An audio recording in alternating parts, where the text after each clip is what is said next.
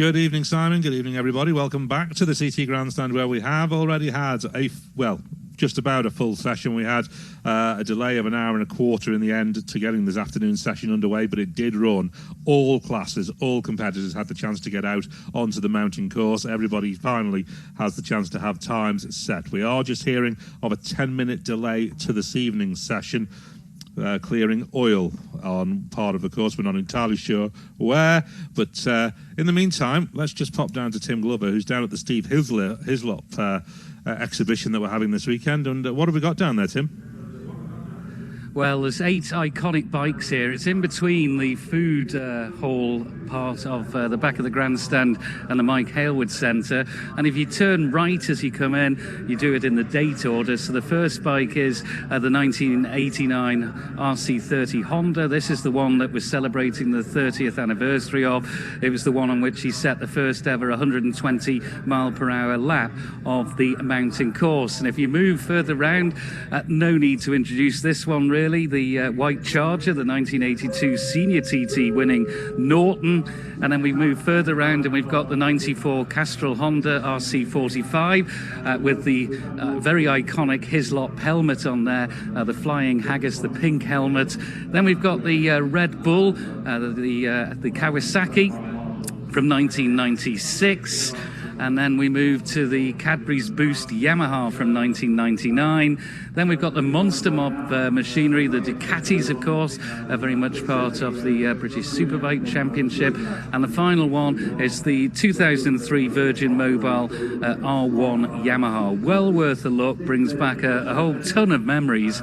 So come and have a look. And there's going to be big celebrations, of course, tomorrow with the Steve Hislop, the Hizzy Years, with the parade going off in between the two races. Back to you, Chris Boyd. Yes, that parade is going to be one of the absolute highlights of tomorrow, undoubtedly. And if you're down here early enough tomorrow morning, you'll be able to see on the big screen down at the cinema here the Hizzy versus Foggy battle being reenacted, and interviews with them taking you all the way through it. It's worth seeing. I saw a little bit of it this morning. Absolutely fantastic. I think that's on at about 10 o'clock or so tomorrow morning down here at the paddock. We have had a full session this afternoon. We'll go through the times with the two Chris's in just a moment, but that 10-minute delay means we're scheduled for a 6:30 start. Let's just have a quick look at the schedule for this evening then. We're due to get underway at 6:30 with a Classic TT Senior and Junior, a Manx Grand Prix Lightweight, Ultra Lightweight and Newcomers B and C qualifying session. Then that's going to go through till about 7:10, so that's 6:30 through about 7:10. At 7:15 we're then due to get the faster bikes out, the Classic TT Superbike and Lightweight, Manx Grand Prix Senior and Junior, and the Manx Grand Prix Newcomer A qualifying 7:15 through to roads being open all the way around the course by 9 o'clock. The mist has not lifted really at all afternoon off the top of South Barrule, off the top of the Beery at Griever, off the top of North Barrule, but we managed to get the whole afternoon session in. Let's hope we can do the same this evening. Now, Tim Glover has found somebody else to talk to, so we will run through the times from this afternoon. Let's just check back in with Tim. Yeah, just in with the Triumph collection here, and Dick Shepherd's going to very briefly take us through the bikes in chronological order, starting with the first one here as he come in. Well, we've got Ernie Lyons' 1946 prototype Grand Prix bike that he won the Manx Grand Prix in 46 on, and then we've got a 1963 TR6 SC Desert Racer that everyone seems to be taking a fancy to. That's pretty trick. This is the one, though, that started the Daytona range. And then we've got where Daytona name came from. This is the 1966 Daytona that Buddy Elmore won Daytona on. And that started the line. That started the Daytona name. And then next to it, we've got Percy Tate's 67 Daytona.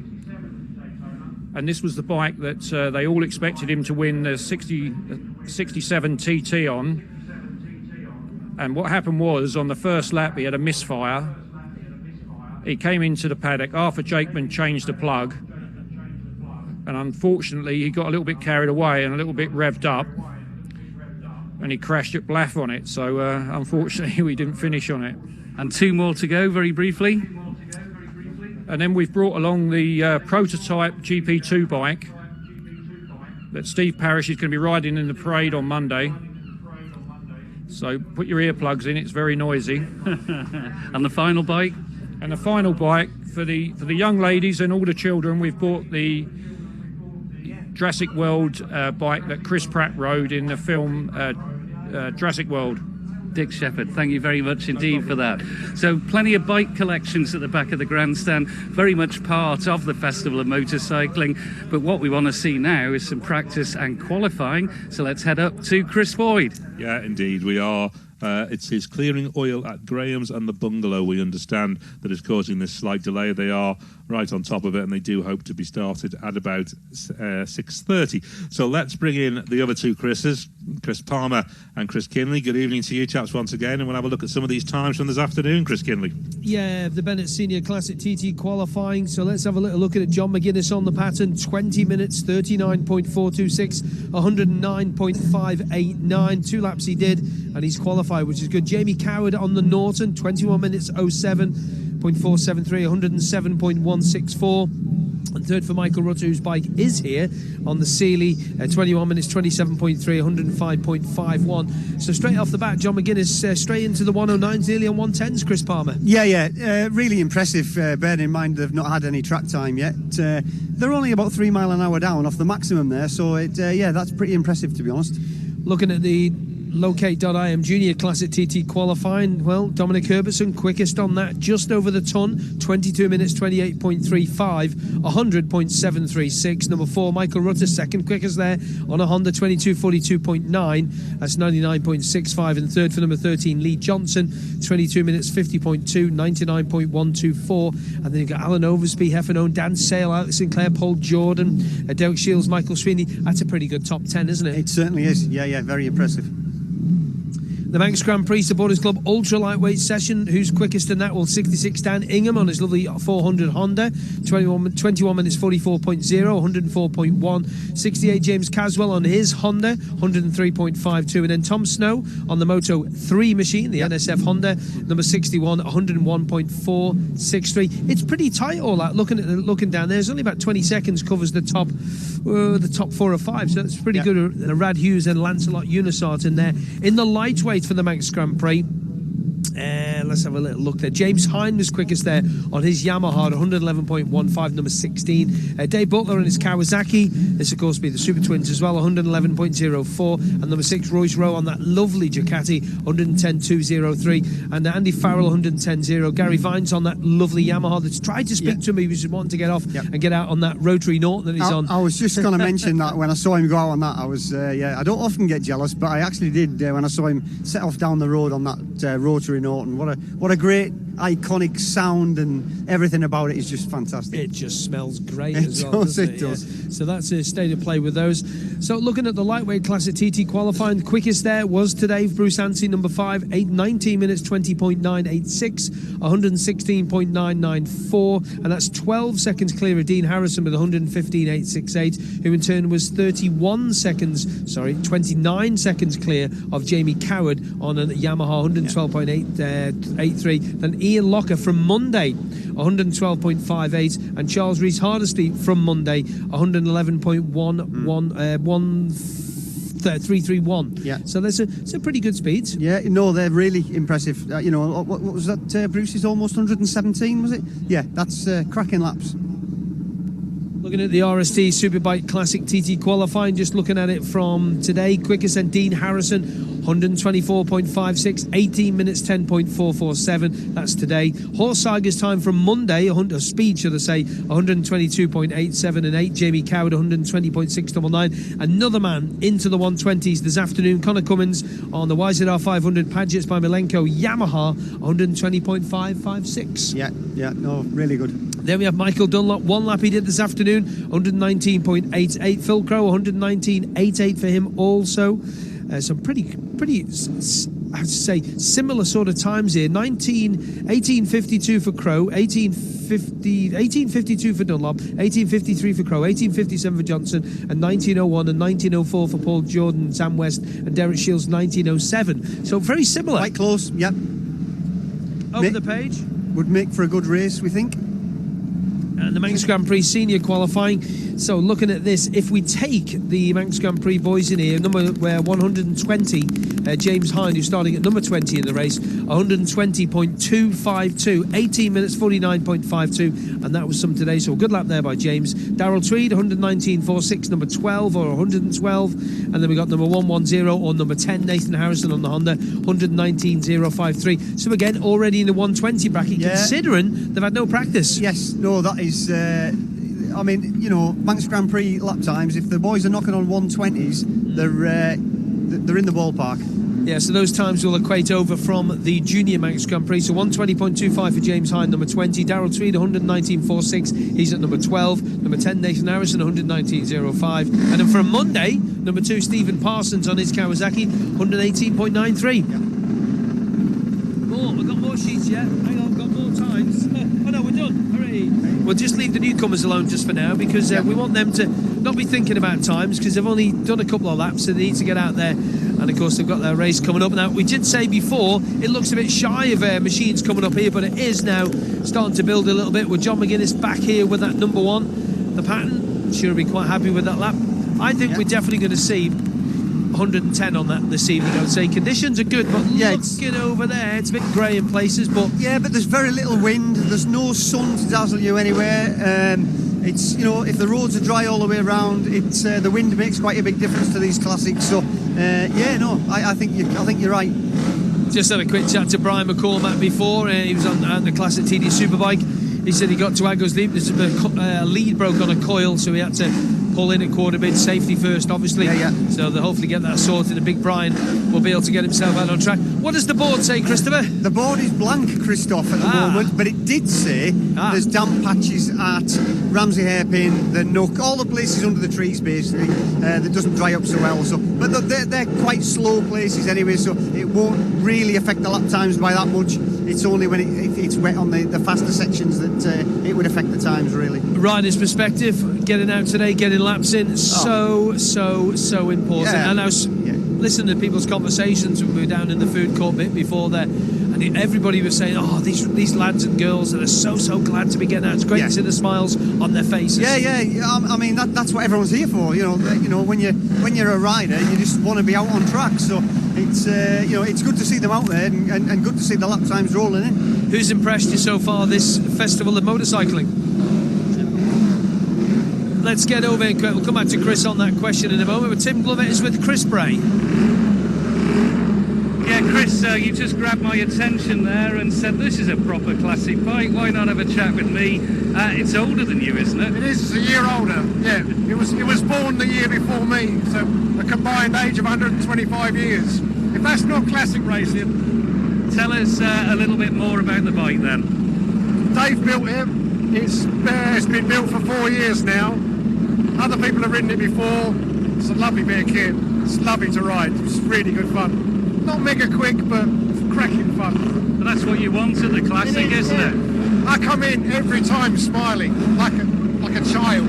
It's madness. How was this afternoon for you? Yeah, good. 84 and 86, so qualified, felt comfy. We've changed a couple of things for this evening. See if we can go a bit quicker. We have a plan that we want to do, and I'll tell you about it if I do it on the day. I'm not going to jinx it. Right, we'll leave it at that. Chris, thanks very much for talking to us, and just a lovely, enjoyable story. Back to you, Chris Kinley. Just looking at the Bennett Senior Classic TT qualifying, Chris Palmer, and Chris Swallow hasn't qualified yet. Right, okay. Hopefully be able to make that... Make amends, Make amends, Did he not get round, or was it just... It's just said he's done 44.4 miles per hour. Obviously, he had an issue there. Obviously not been out, and I'm just having a look up the line, and I can see the bike there now, so he is there, the number 10 bike. Just to equate it, and just to help you out a little bit, if you're not aware of what the differences are, the yellow plate with the black number plates is the 500 Senior Classic TT bikes, and the blue plates with the white numbers is the 350 Junior Classic TT bikes. Then we're going to confuse you even more, because the orange plates with the black numbers is the lightweight and the ultra lightweight Manx Grand Prix bikes, and then you're going to have the newcomers with the red plates and the white numbers, classes B and C in that. Follow that, Tim Glover. Who's got John McGuinness? Yeah, just going to give John an opportunity. Not going to talk about the laps earlier, not going to talk about the weather effect, but there's a bit of a chat show coming up after this. Yeah, as long as the old plan doesn't break down and I get stranded out on the mountain somewhere. But yeah, we've got a chat show straight. One lap on this, meditating, meditating for the race tomorrow, and straight to the chat show, just talk rubbish on about bikes. That's with James Whittam. Yeah, me and James, we have a right old laugh to be fair. James has got loads of tales. You know, a pretty good rider in his day, World Championships, Grand Prix, World Superbikes. And I just talk about everything about bikes, the whole from start to finish. We don't have a script, we just have maybe not a couple of beers tonight for a race tomorrow, but maybe one beer. And then, yeah, just have a good time. And, you know, I think you can still get a ticket. If you want to come and enjoy it. Thanks very much, John. Give you a bit of a plug there, and back to you, Chris Kinley. Yeah, apologies there for it's so loud. Hence the reason me and Chris Palmer come and stand here, so they're having a little bit of a chat show and a little bit of banter. Tonight, if you want to go and see John and Jamie Whittam, tickets are still available, and once Tim gets into a quieter spot, he'll be able to tell us exactly where to get the tickets from, because it was actually quite nice. He couldn't understand them. It was quite nice. I couldn't understand them really. Has the board come up without yet? Still not yet. So, but always a good sign when the timekeeper chaps and chapesses has turned up. That's always a good sign. Yeah. Just coming up to, what are we on there? 22-ish, 20 past 6. What time of day is it? What millennium is it? It's just bonkers, isn't it? It's been it's going to be a long day. And as we have a little wander up the line just to see who is here, not that many of the toppish sort of boys here coming out. So John McGuinness is there, Michael Rutter. You can see, who else can we see in there? Maria Costello's number 7 bike. Dominic Herbertson's number 13. We can also see, Lee Johnson's number 13. Yep. And you can also see the MV of your old mate Ian Locker. Yep. Yeah, still going strong. Why don't you and Locker do like a chat show together? That'd be good. Because people can't understand me and they can't understand his Welsh accent. Why not? No, you speak quite eloquently. No. No, do you know what? I bet we could tell a few stories between us, to be honest. Yeah, absolutely. Yeah, not for broadcast. Now it's all a bit of fun. Hopefully, Gary Johnson will get that bike sorted out. Little oily that he had earlier on today. Gary was well, they've all been sat around waiting, kicking tyres and just checking everything. They started the thing up, and unfortunately, what happened was there was a bit of oil seepage in the front, and the team had a look at it and says, nah, not comfortable with that, and I'm sure Gary wouldn't have been comfortable with that. Right, let's get back to Tim Glover, who's speaking to some other person in the noise. Timothy. Yeah, it's not easy to pick up on things communication-wise, but the lovely greaves here of Will Loader. And Will, how, apart from all the waiting around that every other rider's had, how did this afternoon go, and how are things in general? Pretty good, really. I got a couple in on the G50. Just kind of trying to remember the track, trying to get into the groove, and a couple on the TZ that I'm just learning to ride, really. And now we're going to go out and try and qualify the greaves this evening. So it's a bit of a busy day. Certainly has been, but it's been busy for everyone. And, well, it looks like we're going racing tomorrow. So it's not a lot of prep, but it's enough, is it? Well, last year I kind of ended up only having one lap in the damp on the G50. So it's, if anything, I'm in a better position than last year. You must be one of a rare breed. Yeah, I don't think there's many, but a few things conspired against us last year. We had to go out with not much practice, so actually having 2 laps under my belt today, right before the race, is good. How enjoyable was it out there this afternoon? The conditions were really good. There was a few slippery surface flags, a few visibility flags, but nothing too bad, and it was just good to be back out on the course and kind of getting back into the zone. Not waiting around in the paddock. Yeah, I'm well versed at waiting around in the paddock now. I want to practice doing something else. Enjoy yourself this evening, Will. Thank you. Will Loader there. Back to you, Chris Kinley. By God, it's noisy. It's lovely, isn't it? It really is lovely. A few more people starting to turn up onto their bikes and getting their bikes into position. We'll be getting the little board out in a minute. I think we might be having even the stop engines board going out the way Richard is running. Yes, we are. stop engines. So yeah, we'll get everybody to close it down. I miss those days when there used to be the stop engine. Here is the news from the clock of the course. In the old days, hey. That's before my time, that, Chris. No, it wasn't. No, it wasn't. You were racing here when I was doing this job. You were, because you used to abuse the living daylights out of me. No more so than what you do now, to be honest with you. Yeah, you do deserve it, though. Yeah, quite right too. So just a reminder about our running order for this evening. The junior classic TT bikes out, the senior classic TT bikes out, and then of course we will have the lightweight and the ultra lightweight Manx Grand Prix bikes alongside the newcomers B and the newcomers C class. Just waiting for the board to come up there. Nothing new up on the board yet. They're going to plug that in a minute. We'll get the official word. Okay, we can say that then. It is a confirmed 6:30 start, so that's going to be in about 3 or 4 and 5 minutes time, I would say. So yeah, so that little bit of oil has been dealt with, so they're going to have to watch out for that. It'll be displayed with a fantastic orange army out there, and well done to you guys and girls. I know a lot you won't have bothered moving away from where your spot is around the 37 3/4 mile mountain circuit. Lack of adhesion flag will be shown at Graham's, and they'll be shown aboard that. When you came down to the line here, Chris, they obviously have that board, or the old days it was a chore board, wasn't it, with the thing? Yes. Would you really study that and study it again, take everything in, or I'd would you get just... somebody to read it to me, Chris. No, only joking. It's true, yeah. No, of course, you want all the information you can get, because obviously you're travelling so fast around here that when you get to a section that possibly is a lack of adhesion or whatever, you need to be You ever prepared forgotten for about it? I don't know. Probably, yeah. Probably, yeah. Well, you forget a lot. You've got a lot to think about when you're out there, to be honest. You really have, and you're trying to soak up all the information, everything that's going on with the bike and that sort of thing. So there is a lot to think about.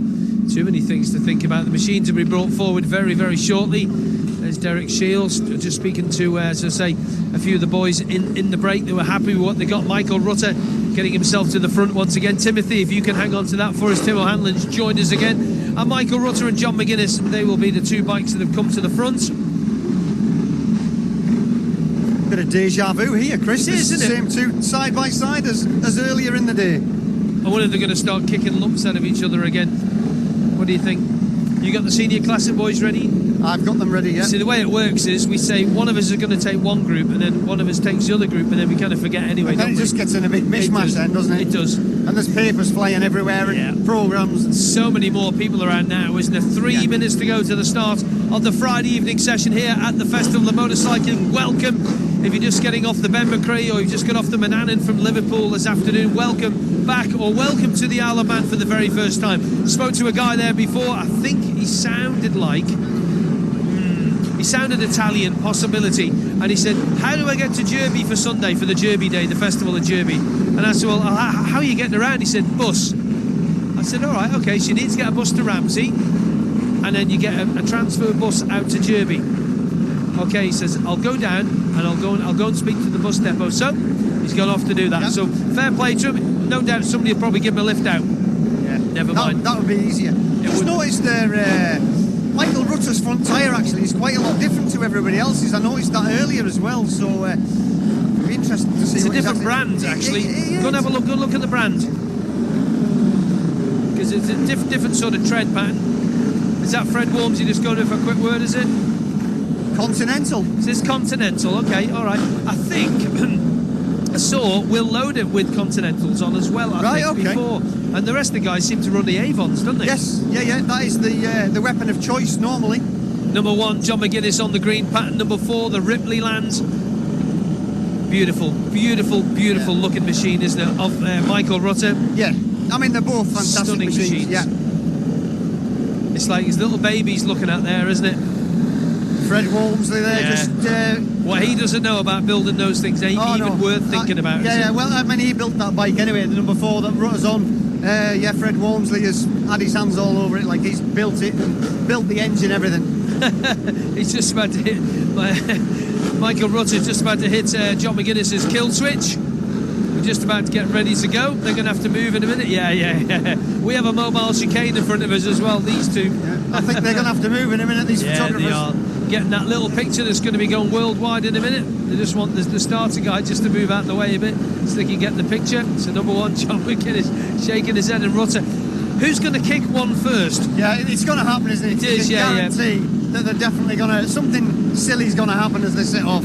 Oh, yeah. 30 seconds to go. Number 1, number 4, ready to go. Lee Johnson, the newly engaged Lee Johnson to his good lady. Many, many congratulations to him. He's on the Davis Motorsport Honda. He's getting ready to go. Get your radio turned up. 100.6 in the north, 87.9 FM, and of course AM 1368. 10 seconds to go. Getting ready to go. Those famous hands on the shoulders. Away we go.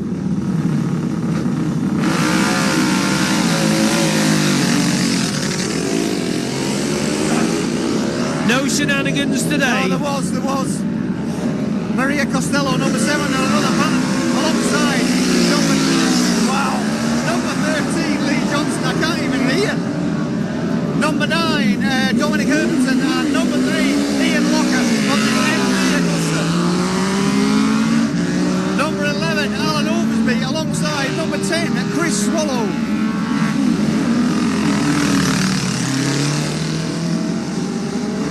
Number 22, Stefano Bonetti on another 500 pattern.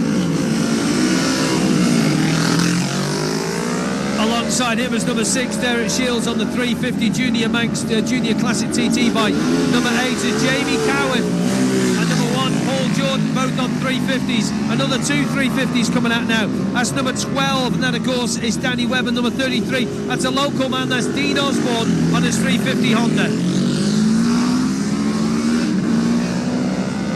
Couple of Manx Grand Prix lightweight bikes about to leave us now. Number 1, Andy Farrell, and number 13, that's Francisco Coringa. Number 5 is next, that's Dave Butler, and number 17, that of course is Bill Swallow on the 350 Junior Manx machine.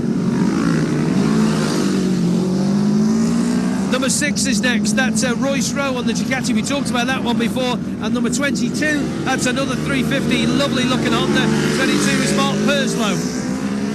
12 and 7, of course, Gary Vines on that lovely 250. Listen to that. And number 12, Manxman Dave Quine from Glenvine, going through his hometown in a couple of minutes. 15 and 14. 14 is Richie Stubbs, and 15 is Chris Moore, another one of those 250s. Number 10 is Brad Vickers, and number 22 going well in practice. Let's get to the right bit of page. That's Gary Hine, that is. 24 and 19. 24 is Renzo van der Donk on his R6 in the lightweight Manx Grand Prix with the orange plates and the black numbers. And number 19, that's Jamie Edwards on his ER6. 41 is next to go in the senior Manx, in the senior classics with number 27, Jack Fowler, Jack from Stockton on T's. 32, another one of the patterns, that's Veronica Hancosi on a pattern S1R Mark Coverdale bike. 25 and 36 about to go. 36 is... That's Heffen Owen, that was, sorry. Well, Meredith Owen, that is. Meredith Owen, yeah, Meredith, yeah. Number 52 is, give me 2 seconds, number 52, Tom Whedon on the 500. Alongside him is 28, Alec Whitwell. 36 and 33. 33 is Gavin Brown, local man to Hugh Palmy originally, and 36 Ray Maloney, both on lightweight Manx Grand Prix machines. Number 34, Dave Matravers on a 500 Norton. And number 49 next to him on the 350 Junior TT bike, Junior Classic TT, Keith Dixon. 43, Richard Lambourne on another 500 Norton. And still he comes 29, Mike Mintz, a northeastern rider. Just as a bit of a smile on the way out. Number 63 is Russell Robury on a 500 Honda. 23 is next, that's Paul Wardell, that is, on his lightweight Manx Grand Prix machine. Number 72 is Carl Fox on a 500 Honda. 46 next to him, Jeff Smith on the Rob Speed Motorcycles 350 Honda. 18 and 9, well, number 9 is David McConaughey on his ER6 machine, and number 18, Mark Colvin, local man from Peel. Number 57, Edward Poole on a 500 Norton. And 67, Gary Hutton on the Dempster Racing 350. Number 45 is next. 45 is John Bain. He's from Garwin on the Suzuki SV650. 53, Paul Williams, another 500 Honda. Lots of them around, isn't there?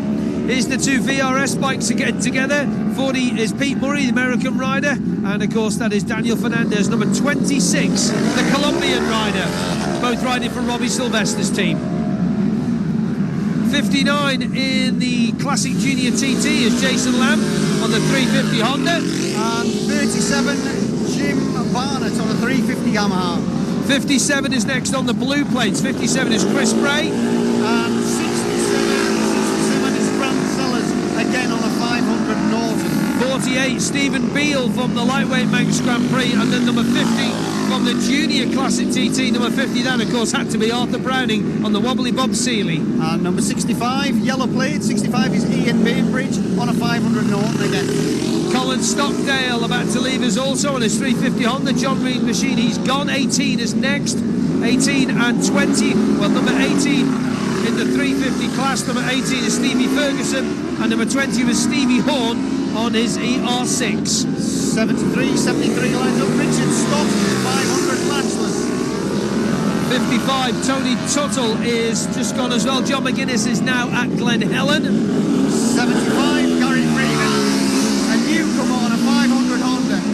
Wow, 56, Jack Hunter, local man, about just gone. Number 70 is next. 70 is Justin Rowbury. And 47, that's Adrian Morris on a reverse cylinder. Is that a reverse cylinder TZ, Chris? Yes, it is, yeah. Yeah, lovely. Looks now, just spotted that. 51 is next, Martin Currams. Wow, Martin going really out there. And 39 on the, that was Will Loader on that lovely 350 Greaves.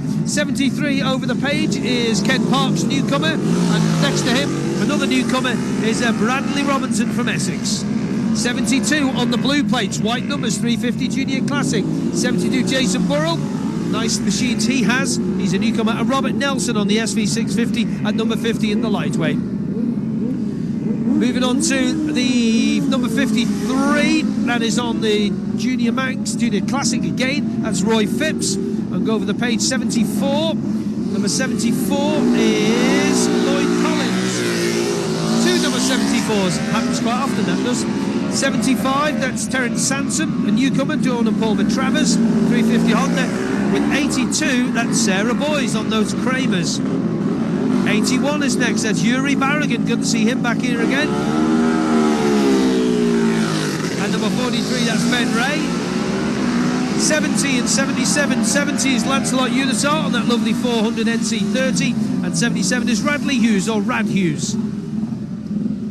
72 is Leon Murphy, he's about to go on his ultra lightweight machine in the Manx Grand Prix. And 71, Jeff Ward on another 500 Honda. 85 is next, 85 Shelley Pike.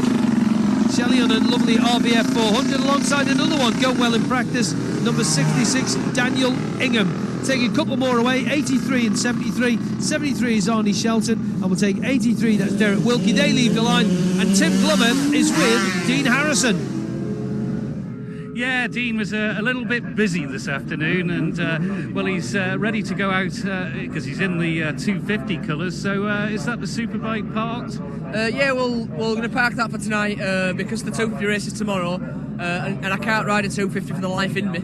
I need to get a couple of laps on it now just to sort of dial myself in a bit and get a bit better on it. So we're just going to jump on it now, do 2 laps, and we're going to get the lap on the Superbike tomorrow after the race. So that'll put us in good stead then for Monday. Flying though on the Superbike this afternoon, you must be happy. 124.5 off the top of my head. Yeah, no, I was pretty comfortable. To it was good, a good lap time, and we got slowed down at Quarry Bend, so there were incident there and flat away flags and things like that. So it's good that we had a good pace, and it wasn't a clear lap to be honest. So we've got a bit more to come on that to be honest. It's just the transition from getting off the big bike to the 250. I was just going to ask you about that. Yeah. How do you get your head around that? Yeah, that's what I'm really struggling with it. I am honestly, it's so hard to get riding a classic 500 350 is not too bad with the Avon tyres because you don't really lean them over and you can sort of get your head around it. When you get on a 250, you've got to really carry speed and you've got to be in a little 2,000 RPM window. I'll be honest, I'm struggling. Well, you're a young man for the 250 age. I mean, it's an age away, isn't it? A lifetime away for you. Yeah, no, that's exactly. No, I just need to get the head down now and get 2 laps under my belt, and it'll put me in good stead for tomorrow. All right, best of luck. Enjoy. Cheers, thank you. And get your head round it. Dean Harrison there. Back to Chris Kinley. Machine still leaving here. Chris McGarn was just about to go, but she just stopped there on the line. 27, Dave Madsen-Migdal just about to leave on his lightweight classic machine, that lovely RS250, which I've seen that. It's a tidy looking bit of kit, that is. Good to see him riding his son Mark's number 27, really nice to see. Nice gesture. It nice is. Touch. It is. Hopefully Chris McGarn's machine is going to fire up. Come on, old girl, get going. Come on. There you go. On the 4, away and down under the bridge. gets to the top of the road, and away we go. I think we might have one more machine. 61 Tom Snow from the lightweight, the ultra lightweight, should I say, Manx Grand Prix. That's the Falcon Moto 3 machine. I'm land back to you, Chris Boyd. Lead us well, I would say, into Ramsey. Well, they're certainly through Balaf, 7 or so machines through Balaf. John McGuinness is the fastest of them, 10.4 seconds quicker than Stefano Bonetti in the senior classic TT category. Then Lee Johnston, the third fastest, the number 6.9 seconds down on Bonetti. Alan Oversby, 2.7 seconds behind Johnston. Then Dominic Herbertson, Maria Costello and Michael Rutter. The leading Manx Grand Prix lightweight category contenders, the Super Twins, just arriving there as well now. Dave Butler, who was fastest this afternoon, fastest again out to Balaf Bridge by 1.84 seconds from Royce Rowe.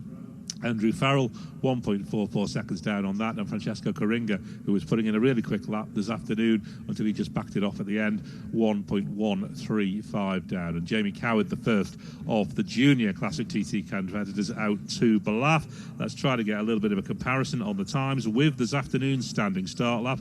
John McGuinness on the pattern was out to Balaf in 8 minutes 58 on his standing start lap this afternoon. He is there in 8 minutes 49 on this lap. So that is a direct comparison, standing start to standing start. He is 9.25 seconds quicker to Balaf this evening than he was this afternoon, which is a whole mile an hour on that pace. That standing start lap this afternoon was 107.6, so we can look for him to be up in the high 108s right from a standing start. Let's rejoin Tim Glover with Brian McCormick.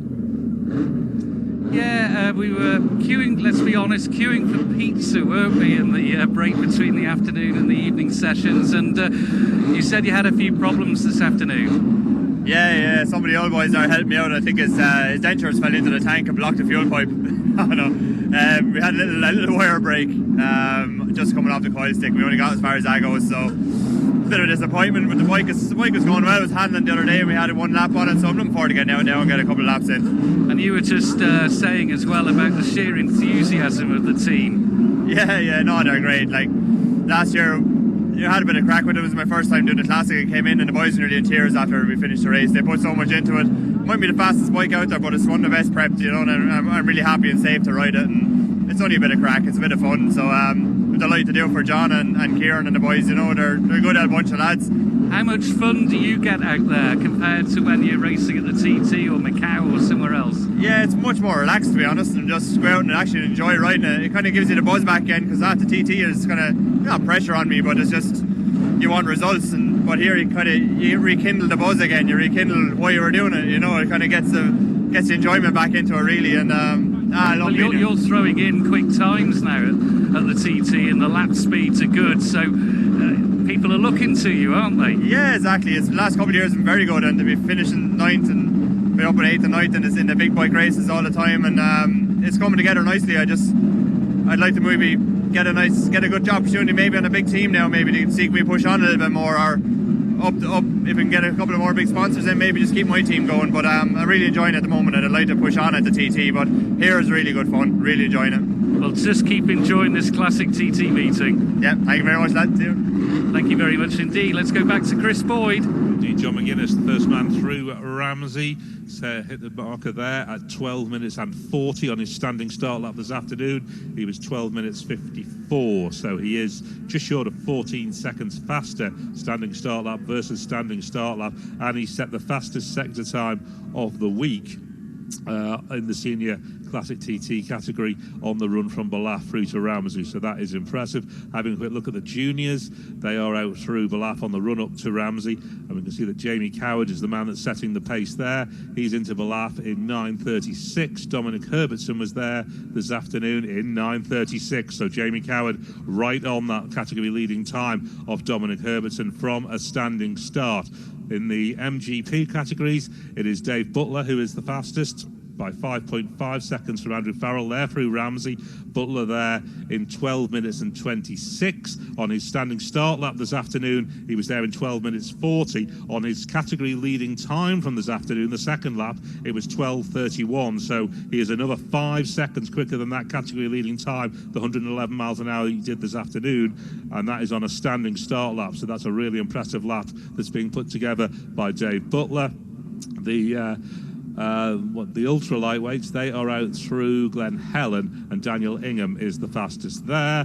And similarly, the newcomers B and C, Andrea Majola is fastest in the newcomers B out to Glen Helen, and Andrew Jackson in the newcomers C. But there's some really impressive laps being put together here already. Chris Kinley will just give you a couple of that popped up on the retirement list. Richard Wilson making his own arrangements, having retired at Quarterbridge, and Andrew Cowie retired at Ashler Drive in Union Mills, making his own retirements. But really some quite hot laps we're watching here, Chris Kinley.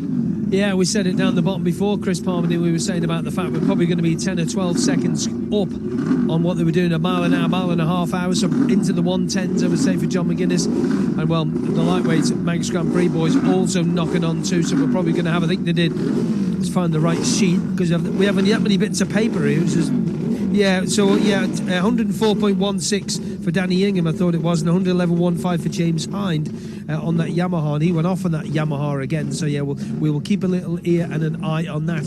Conditions, Chris, now I'd say about perfect. Yeah, it's lovely. Nice, cool, crisp air to keep the motors running. Powerful, very little wind. The sun's behind the clouds slightly, so there's going to be no blinding sunlight. The guys were out this afternoon, so on the same bikes, so they've got it's like a double header, so that they're going to be fresh. Any alterations they've made from this afternoon, they'll be trying that out and testing that out. And you know what? Yeah, this is ideal for them. 350. Junior Classic TT, Dominic Herberson. Now that's a shame he's retired at Ginger Hall, because he hadn't qualified that bike.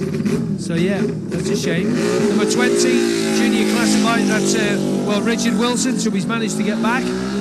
That's twice I think he's retired a bigger bike. Anyway, yeah. So Dominic Herberson retired at Ginger Hall, riding perfectly okay. Yeah. So yeah, that is a bit of a shame, isn't it? It is a shame. That's not a place to be stopped. It's not. How are you going to get back? Well, yeah, exactly. It's yeah. You can't. No. Unless somebody comes on an Enduro bike down the back road. Which is possible. Yeah. That's the only way, isn't it? You'll be able to do that over the... Oh, dear. Wouldn't even... But, at least he got out this afternoon, Chris, so it's not like he's, The newcomer that you were helping out in Newcomers 8, have you spoke to him? John McGuinness is at the bungalow.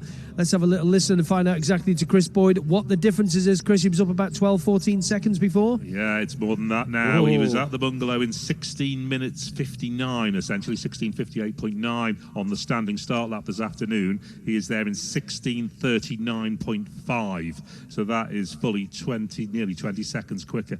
Absolutely, he's going to have to deal with those obviously those oil spills that were being treated, and they were going to get flags for those, so we might not expect the next sector to be as quick, but that's mightily impressive. Standing start lap versus standing start lap, direct comparison, almost 20 seconds quicker to the bungalow, Chris. That's bonkers, Palmy, isn't it? Well, that's yeah, good. what we're looking at there, probably standing start 109, so it's probably going to be similar speed to his flying lap, is it? Yeah, 20 seconds. It's going to be at 110, isn't it, Chris? I reckon 110.5, Chris Boyd, round about that, and you're commuterised? I've got him projected at about 109.3, which is just about, it was 109.589 on his flying lap this afternoon. Do you know what? Chris Palmer's jumping around like an excited schoolboy because he guessed it right. Completely guessed it right. Little thing. Yeah, exactly. Little things please me. You should know that by now. You should know that. Right, anyway, back to the newcomer question. Have you spoke to him about Yes, I have. changes? I've been and visited both guys that I'm helping quite extensively, and he was very, very happy. He's How's he finding it? The bike's handling a lot better. He's quite happy. He's basically chipping away at his times. He knows he's not going to be up at the sharp end, but he's more than happy to just build his speed up steadily as he goes, and but he's more than happy. Good. Well, that is good to see. That's both the guys, yeah?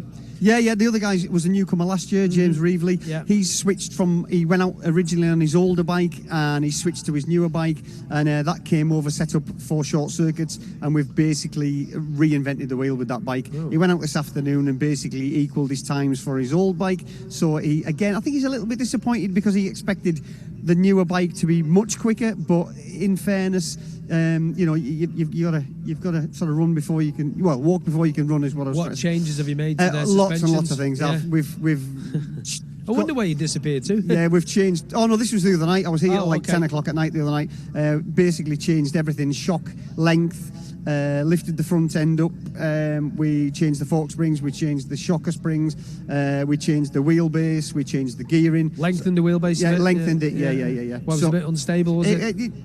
Really? Was yeah, it really? just okay. yeah. It wasn't so much the stability. I know that those R6s need to run a longer wheelbase because I've rode one back in the day. So yeah. Okay, all right. Speaking of back in the day, Chris Boyd got some details about the Manx Grand Prix for us, Chris. I have, and John McGuinness is through Crocknamona, so we won't take long because we don't want to miss him coming through. Dave Butler is through the bungalow in 16 minutes 21 on his 111 class leading lap, the flying lap. He was there in 16:27 this afternoon, so he's 6.5 seconds quicker than that on a standing start lap here. This is really impressive stuff by Dave Butler on the Super Twin. McGuinness through Crocknamona in 19 minutes 24. The standing start lap comparison from this afternoon was 19 minutes 51. The 109 lap time was 19:29, so he is 5 seconds quicker than he was on the flying lap this afternoon. Now he is pushing up towards 110 miles an hour lap. You're nearly right, Chris Kinley. Here we go. First bite comes into view. Listen to this. It's McGuinness. And coming in as well across the line he goes, Chris Boyd. 10.13, 20 minutes 33.292, 110.13 miles per hour. Fantastic. That's the way to do it, isn't it? That's the way to set just a little bit of a benchmark, I would say, Chris Palmer. Happy with that, do you think? Yeah, he will be. You can't go out on a 500 Classic and do an 110 and not be happy, in all fairness. Yeah, he's knocked 6 seconds off that. Although we have seen the patterns go around faster than that, but, with the lack of practice time, you'd sort of assume that would be the case. That would, And he's only got the one bike as well. Yeah. So 20 minutes 33.292 compared to 20 minutes 39.426. He started off with Michael Rutter, and we don't have Michael Rutter here yet, so he's a good big chuck ahead. He's probably going to be coming up the return road in a second or two. I can hear more machines in the background. There's a few gone through. Andy Farrell, number one on the Kawasaki. Well, Andy Farrell, 111.56. Francesco Caringa on the pattern. In the lightweight, the Manx Grand Prix, 111.59, and Dave Butler, top of the pile, number 5 on the Kawasaki, 112.01 for the number 5 bike, and he was third in the race last year, 112.01. Lee Johnson on the Honda, 106.16. Maria Costello on the Classic Pattern 500, 104.46. Alan Oversby, 105.69. Does that improve for Alan? It does, yeah, 103.39 to 105.69. So, Chris, all improving, and some pretty good improvements there by Oversby, 2 mile an hour. Yeah. But like you said, they were out this afternoon on the same bike, so they will have made some improvements, hopefully, and this is what we're seeing now. And obviously, the extra laps. Getting extra laps under your belt helps you find your feet and hit your apexes. Well, I can tell you Chris Swallow has gone through completed the lap, and it sounds like he's gone straight through on the Lindsay Enfield at 103.48. James Hind on that number 22 Yamaha, 112.02 for him, and Lee Johnson into the pits and just about to get off the bike. Chris Moore's just gone through in the Yamaha in the lightweight Manx Grand Prix. Yamaha 109.68 miles an hour. Well, some pretty good lap times out there. So we're repeating, I can tell you, top of the lightweight Manx Grand Prix, 112.01 is number 5 Dave Butler. Second quickest at 111.59 so far this evening is number 13 Francesco Caringa on the pattern, and third number 1 Andrew Farrell on his Kawasaki lightweight bike, 111.56. Quickest of the 500 Classics through is John McGuinness on the pattern at 110.13, and then John McGuinness, that man, 110.13 is with Tim Glover. John McGuinness, fantastic lap there. Compared to your flying lap this afternoon, you were up in all the sectors and really put a marker down. Yeah, it's good. It felt really good. I was a bit steady around Quarter Bridge and Braddon Bridge on the first lap because I got caught out a few years ago with new tyres and fell off at Quarter Bridge, so it was a bit embarrassing. But a bit steady to start with. Then I got going a bit, which is weird when you ride them things. I was like, it just don't feel to be as pulling as good as it did do this morning, and whether temperature's gone up or I don't know. It just felt a little bit lazier then, and I got a bit of a slipstream, I think, of a 650 in a couple of places, so that's what might have just put me off a bit. But no, I'm ready to race, yeah. I mean, like I say, it was good. We put some new pads in it, and it took a bit of bedding in as well, and I was a bit sketchy going into Braddon Bridge on first lap. I thought, the pads aren't bedded in, but no, it's good. Yeah, no, it's ready to race. and you've got a chat show and then a race tomorrow. Yeah, busy day tomorrow. We've got a chat show tonight with a race and a parade on Hizzy's Nortons, just dashing around like loonies. But this is what we want, you know, a bit of sunshine. It's settled down, even the wind's settled down, and I think everybody will be enjoying themselves out there on the bikes tonight. How big a deal is that Hislop lap going to be tomorrow? It's going to be something pretty special with 7 bikes, I think, up on the grid, all telling a story from his career.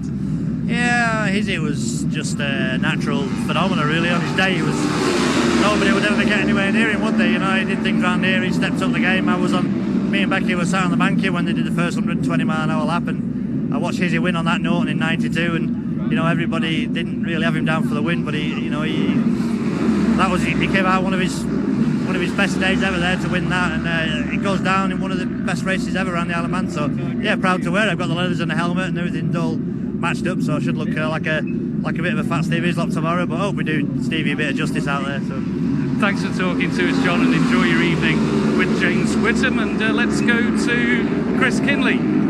Still a Kate.IM Junior Classic TT qualifying. It's pretty tight at the top of there. Jamie Coward is on 100.73, and I tell you what, 22.28.461, 22.28.358 between Dominic Herbertson and Jamie Coward. That is so tight. Let's get back up to Chris Boyd in the tower. That was just what I was going to tell you, Chris.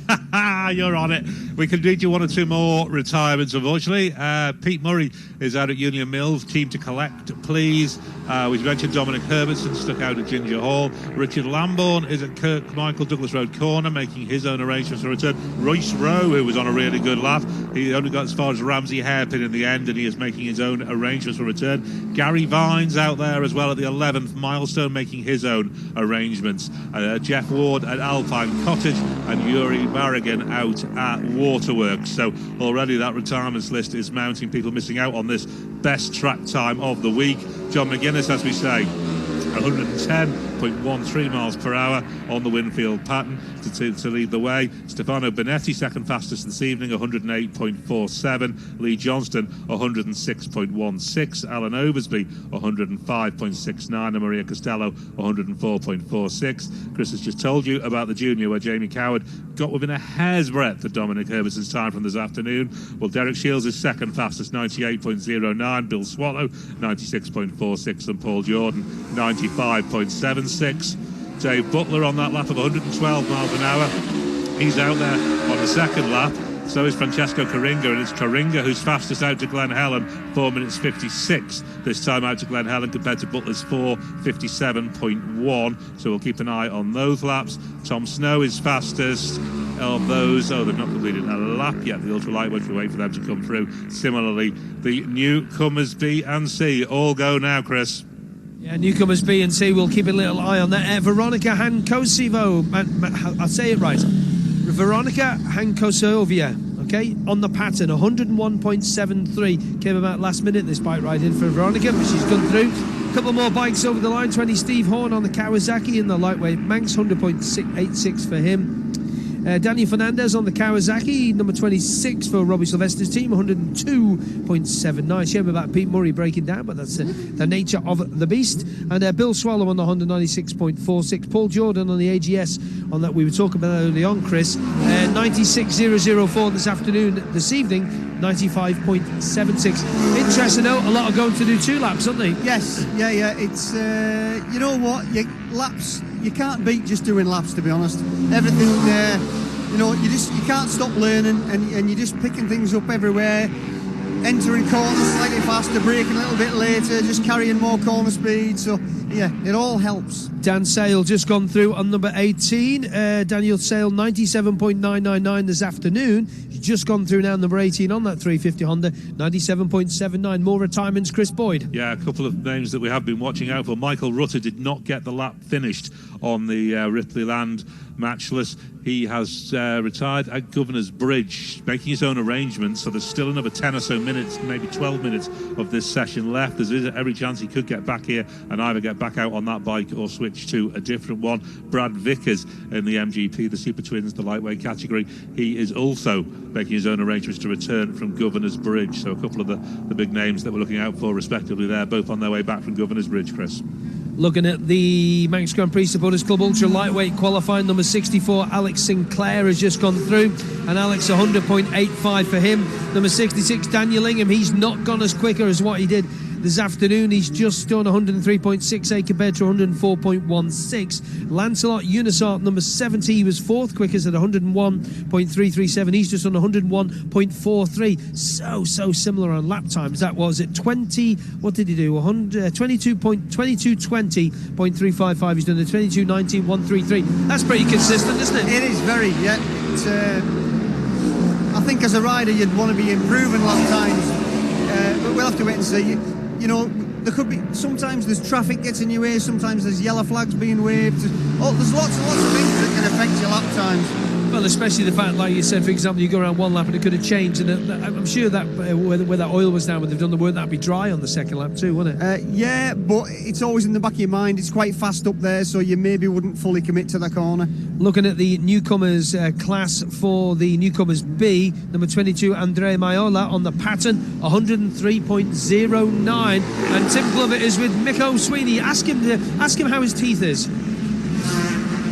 Chris Kinley's just asked me to ask you how your teeth are. They're grand, yeah.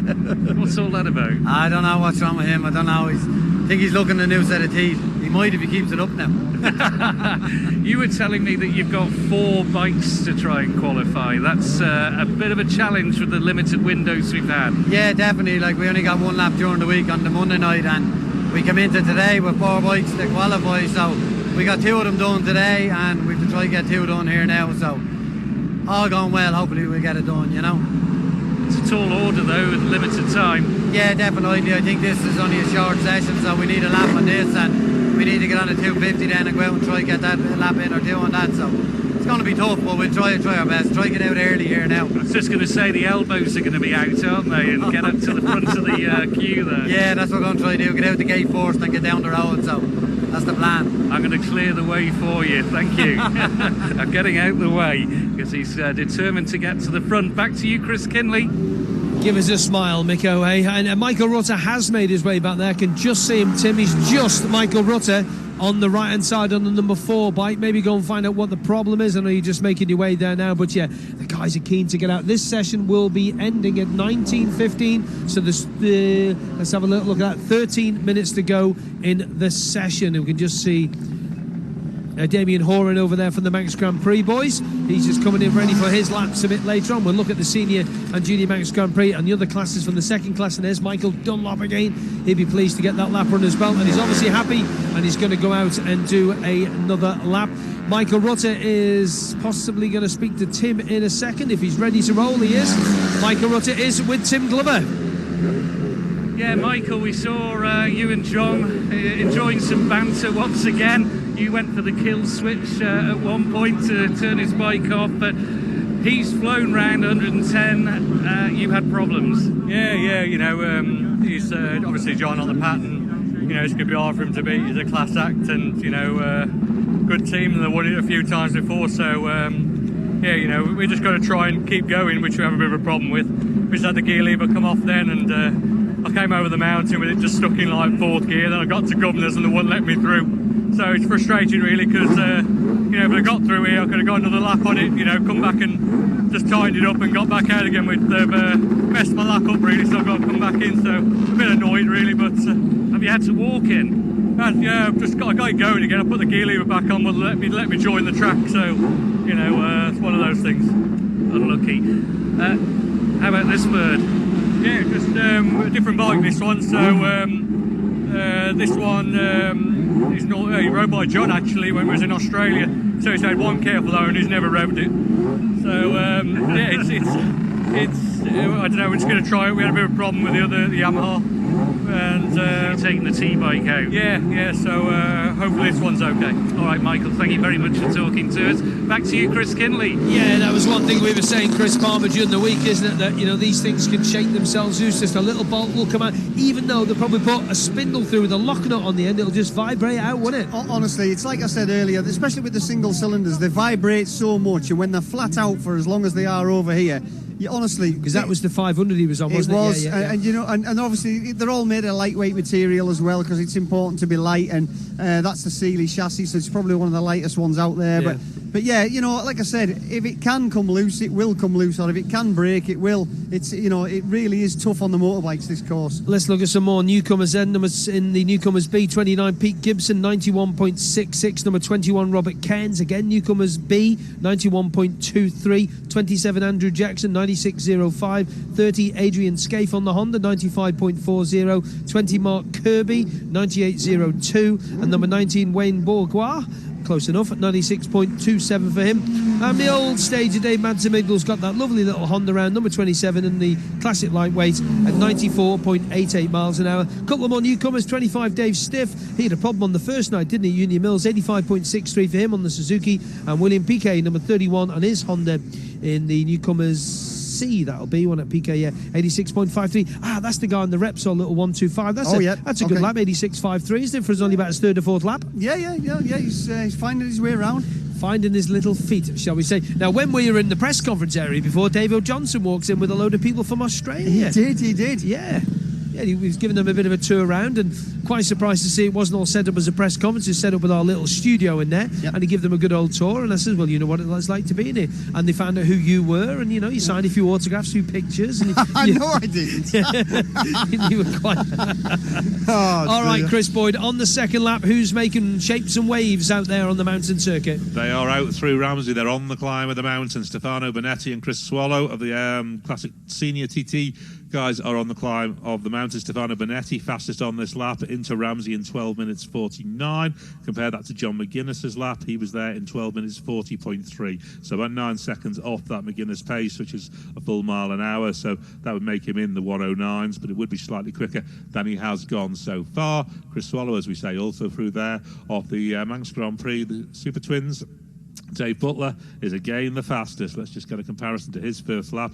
On the first lap, he was into Ramsey in 12 minutes 26. He is there on this lap in 12:24.7. So he's about 1.9 seconds quicker to Ramsey on this flying lap compared to the standing start lap, but he will be slowing down at the end of a 2-lap run. So it looks like it's going to be a very similar kind of time to that first lap. Andrew Farrell is the second fastest of the MGP Twins into Ramsey, 8.9 seconds down on Butler. Then Francesco Coringa, just 0.2 of a second down on Farrell. Chris Moore, 22 seconds down on that. Dave Quine, Richard Stubbs and Jamie Edwards also through Ramsey hairpin. So as we look back to Ballath, it's Jamie Coward who is leading the way in terms of the junior classics. Him and Dean Osborne are the only two through. In fact, Coward just makes it into Ramsey now, so he is on to the climb of the mountain. Let's just see if we can get an indication of his kind of speed. He was purple sector on the run out to Glen Helen, but then not up to Ballath, and although it is his own PB on the run from Ballath to Ramsey, it is not a purple sector in terms of the class. So Coward, he's on about that 100 miles an hour pace once again, Chris. So the Butler lap looks like it'll be about a par with where he was before. Obviously, we haven't got John McGuinness out there in the senior, so Bonetti is the fastest of those, and Jamie Coward on the MGP Junior. Still an awful lot of motorcycles out there on the mountain course. You obviously have a list there. How many are out there at the moment? Does it still tell you? They still get that little screen? Oh, we used to, didn't we, to say how many were active on the course at one time? Yeah. It says there's 80 active out there at the moment. That's, I think there's more than that. We had a lot more earlier on. Yeah, so I'm looking at what Jamie Coward did earlier on, 100.7. Yeah, 100.733 or something like that, wasn't it? So it was pretty similar on that one, 100.736. But the man who's at the top of that is not going to be coming back out again unless he's a miracle worker and he knows somebody with a helicopter, Dom Herbertson, because he's stuck out of Ginger Hall. Dom, my old mate, just drown your sorrows now. Go and have a pint in the pub. Somebody will get you a pint, mate. No doubt. He'll have some money. Do you ever carry any money inside of your leathers or anything like that, just in case? No, he probably not. Probably not. No, Glover wouldn't carry any money around with him, would he? No. I'm sure I have in the past. Yeah, and a mobile phone and things like that. You have to carry those sort of things. Glover wouldn't carry any money. Speaking of Glover with no money, he's over there just, no, £2. 3, please. He's just about to speak to Davy Todd.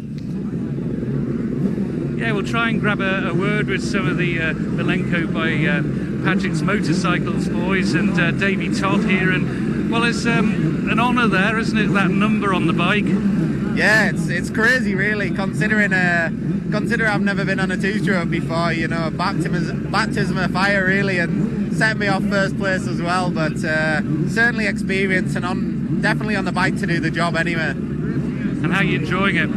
Yeah, absolutely loving it. I've only had one lap on it so far, but hopefully get a couple more now and try and get into the flow a little bit more on it. I'm going to just pop over and have a quick word with Bruce Anstey because, well, once again you were flying this afternoon, and I bet the grin was as big as ever. Yeah, definitely. The wind was it was actually hard work. That second lap where the wind was quite bad, but I think it's died down nicely now. So go out and have another run. Anything changed? Trying anything, or very much the same? Getting another lap in to get used to being back. We've just gone back to the gearing that we know, and we've just done a few tweaks to the suspension and a different tyre to try, so a couple of different things, so see how we go. Keep smiling, enjoy yourself out there. Bruce Anstey, and before that Davey Todd. Back to Chris Kinley. Just listening to what Bruce was saying there about 250s, and obviously Davey running a 250 as well. I mean, just explain to the listeners out there about those 250s that they're going to be on, Bruce Anstey and Davey Todd. I mean, the gear that's on them is a shed load of money, isn't it? As you have a machine just going over the line, I'll give that person a mention. That's Richie Wilson, who's got it sorted out, 95,045. So what sort of money you were talking about for that sort of that? Do you know what?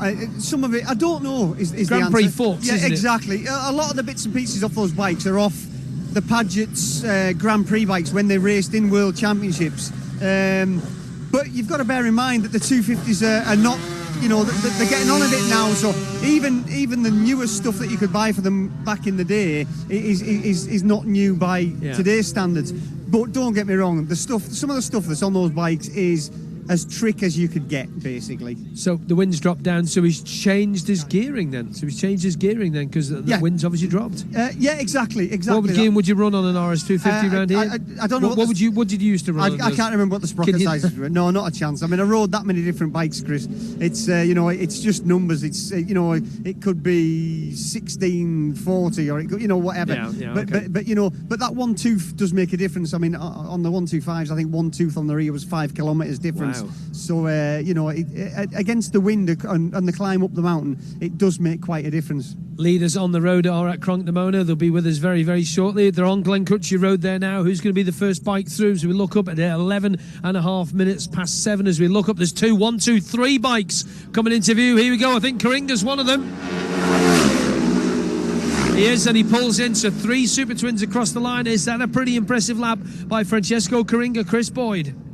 Impressive. Coringa on the pattern, 112.37. Andrew Farrell on the Kawasaki, 112.34. Dave Butler on the Kawasaki tops the lot, 112.72. Wow, that's some. Look at lap times. Butler's 20.04.974, Farrell 20.09092, and Coringa 20.08.797. They had a bit of fun, I think, on that last run down. Yeah, I think they'll. Yeah, exactly. It is good when you get out on. When you get out on track and you're having a good ding-dong with somebody, it's obviously it's a long way around, and if you're stuck out on your own, it can get a little bit, I know it sounds a bit bad, but it gets a bit boring sometimes. So, yeah, if you can get in the mix with somebody that's a similar speed to you, and sometimes you can find somebody faster and it drags you along as well. Looking at the lightweight classics, we'll have a look at that. We'll get that in a minute. But James Hind on his Yamaha, 113.54. He's just gone through. And Stefano Benetti on the number 22 pattern in the senior classic TT bikes, 108.94 for Stefano. So we know he's a good goer. He's won a Northwest 200. Yeah, exactly. Yeah. Another 250 over the line. Chris Moore shutting off as he went over the line. Explain the reason for that, Chris. You just completely killed it. Yeah, that's exactly. It's called a plug chop. Yeah. And basically what you do is you've got the bike absolutely flat out in whatever gear you're in, and you literally shut the throttle, pull the clutch in and hit the kill switch at the same time. So you shut the bike all in one go. Absolutely all in one go. So you basically, these guys will all be stripping their engines when they pull them back in tonight. When you pull your engine to pieces, everything you see inside the engine is as it was running when it was flat out. Yeah. The piston colour, the colour of the spark plug, how far it's burned along, because the spark plug burns white for, it should be like 2/3 to 3/4 of the way along. And if it's basically not running like that, you can read basically where you should be with your carburation and jetting. You should have like a little black shiny thumbprint of burned oil underneath the piston. You should have if it's running on leaded fuel, which most of them will, it should be like a nice biscuity colour on top of the piston. You can digestive. Almost very similar. And then you'll see a burn pattern of on the cylinder head. There'll be like a burn pattern, so you can see. You can when you know what you're looking at, you can see exactly what's happening inside the engine. It's really important to plug chop. Dave Quine on the Kawasaki, just gone through local man in the lightweight Manx Grand Prix, the 107.55, and 1 minute to go before the end of this practice session. Thank you, Tim O'Hanlon, for that. And Chris Swallow, he did 103 first lap, second lap 105.26 on that Linsdale Enfield. That is a quick, lovely machine. It's beautiful. It really is. It's an engineering work of art. Number 14, Richard Stubbs, again in the lightweight Manx Grand Prix, 107.75. A man who's just gone round on his Yamaha, 113.54. Number 22, James Hind, is with Tim Glover. Yeah, happy with that lap, 113, did you say, Chris? Yeah, ever so happy, yeah. Bike's going well. Yeah, ever so chuffed. What about this afternoon? Because you went over the 120 mile per hour in practice there on the bigger bike. Yeah, it was good. Good? Yeah, good. It was more than that. It's only you've hardly had any practice, and you're over what's still referred to as a very magical mark in Manx Grand Prix in terms of the 120. To be honest, I was within my limits. I felt safe, like, so yeah, I was just riding my bike, having fun. That's the best way. If you're happy and you're smooth, the times come. Yeah, I'm seeing it. Yeah, loving it. No issues? No issues. No, just slack chain when I got back. That's it. Go well this evening. Enjoy. Yeah. Cheers, mate. There we are, James Hind, who went over the 120 this afternoon. An exceptional lap put in by him. And they are now being short flagged, I believe. Back to you, Chris Kinley. Yeah, thanks very much for that, Tim. Preparations getting ready for the second session, which we're getting underway in about 4 minutes' time. We got the classic TT Superbikes back out, looking back at that for this afternoon. 100 and here we go. I have got it here. 124.562. Horse Saiga 122.87. Jamie Coward 122.699. We've got the lightweight classic TT guys going out. We've got the junior Manx Grand Prix, the senior Manx Grand Prix.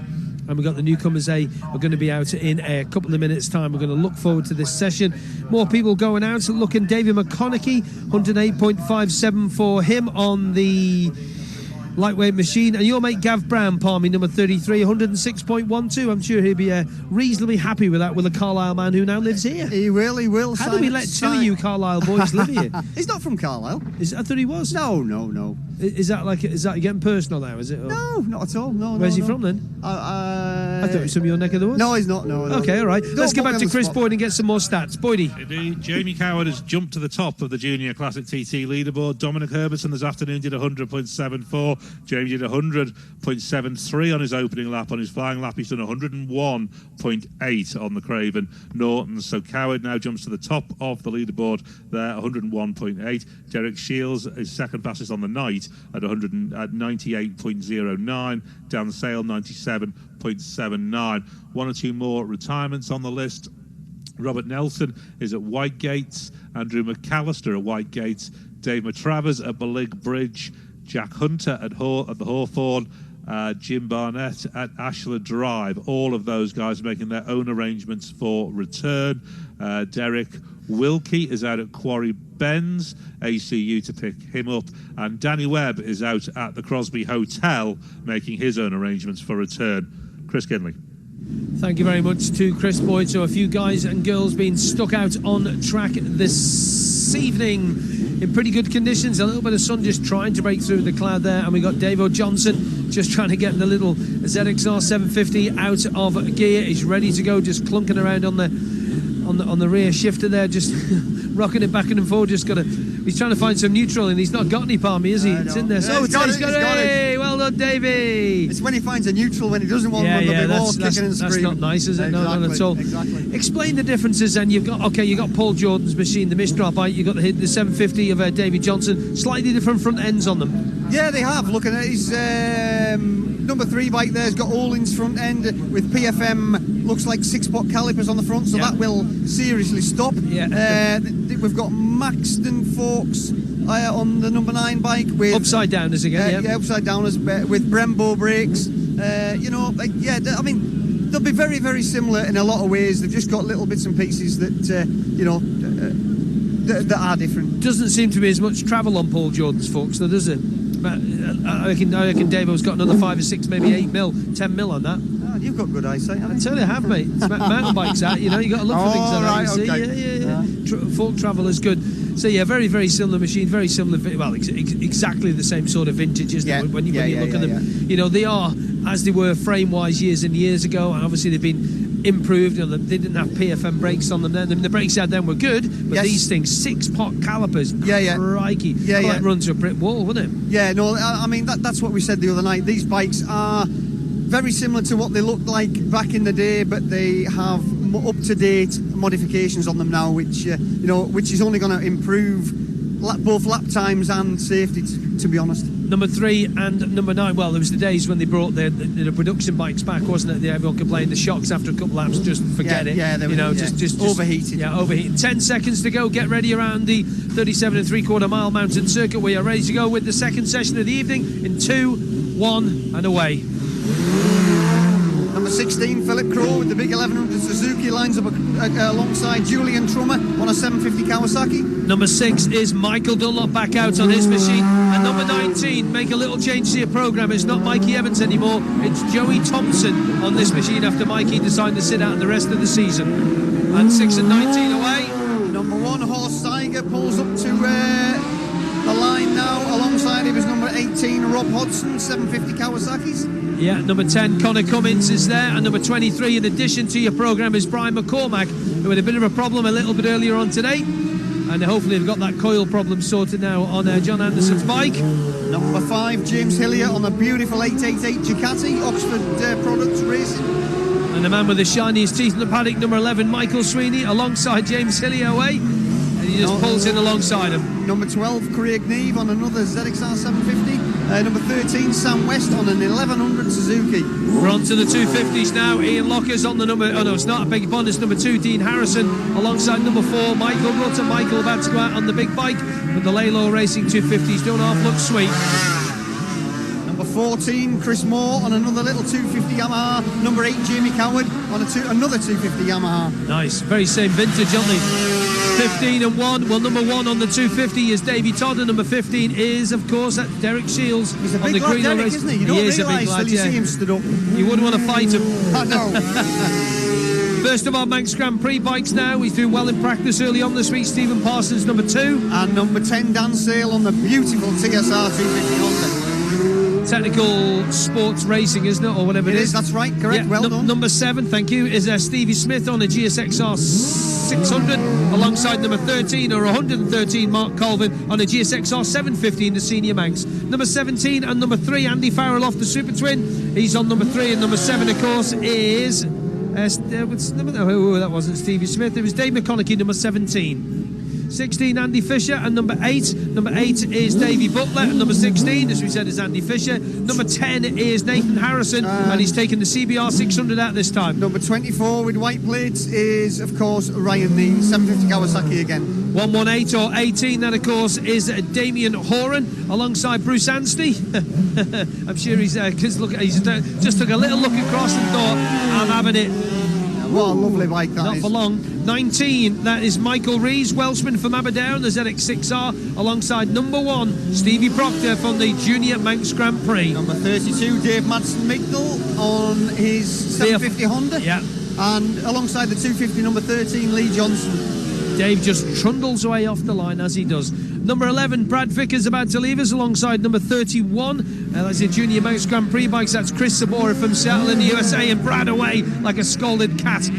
Number 25 white plates is Forrest Dunn on another 750 Kawasaki. In the classic TT, and that man who's gone really well on the twin, number 9, Francesco Caringa, the Italian, fires the CBR Honda down the road. Number 20 is next. Number 20 is James Hind from Market Raisin. And 43 is Alan Brody on a 750 Suzuki.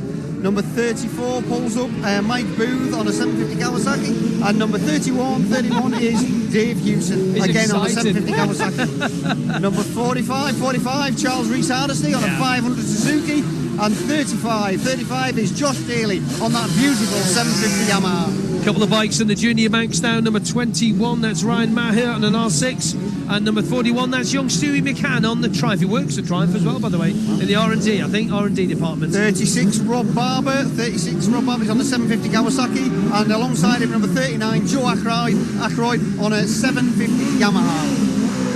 26 in the junior Manx. 26 is Gaz Evans from Pontefract. And number 23 next to him, or 123 should I say, is Adrian Hartog. 128 and 48, well 28 or 128, I'm going to keep saying it. 128 is Sean Evans on the senior Manx bike, and number 48 on the junior Manx Grand Prix bike is James Reveley from Carlisle. Well, near Carlisle. Oh, here we He's go. from Moorhouse, actually. 33, Grant Gaskell away, and number 106 or number 6 is also, has just left the line there now, senior Manx Grand Prix with the yellow plates and the black numbers, Danny Ingham. 48, Darren Cooper, 750 Yamaha, alongside him 49, Mikhail de Koppel on the beautiful Durex 750 Suzuki. Brings back memories, that does. 44 and 36 from the Manx Grand Prix Junior. 36 is, of course, our Colombian rider, Daniel Fernandez, on the CBR 600 for Robbie Sylvester. And number 44, that is Renzo van der Donk, so a Belgian man fights down a Colombian man down Bray Hill. 24, 39, 39. Junior Manx Richie Stubbs, and 24 over the pace Dennis Booth from Ballymena. Is that big Aprilia SV alongside, I think that's 45, it is 45. Yeah, 45. Yeah, it is 45, Lewis O'Regan from Didcot, and the big Aprilia leaves the line also. 46 and 34.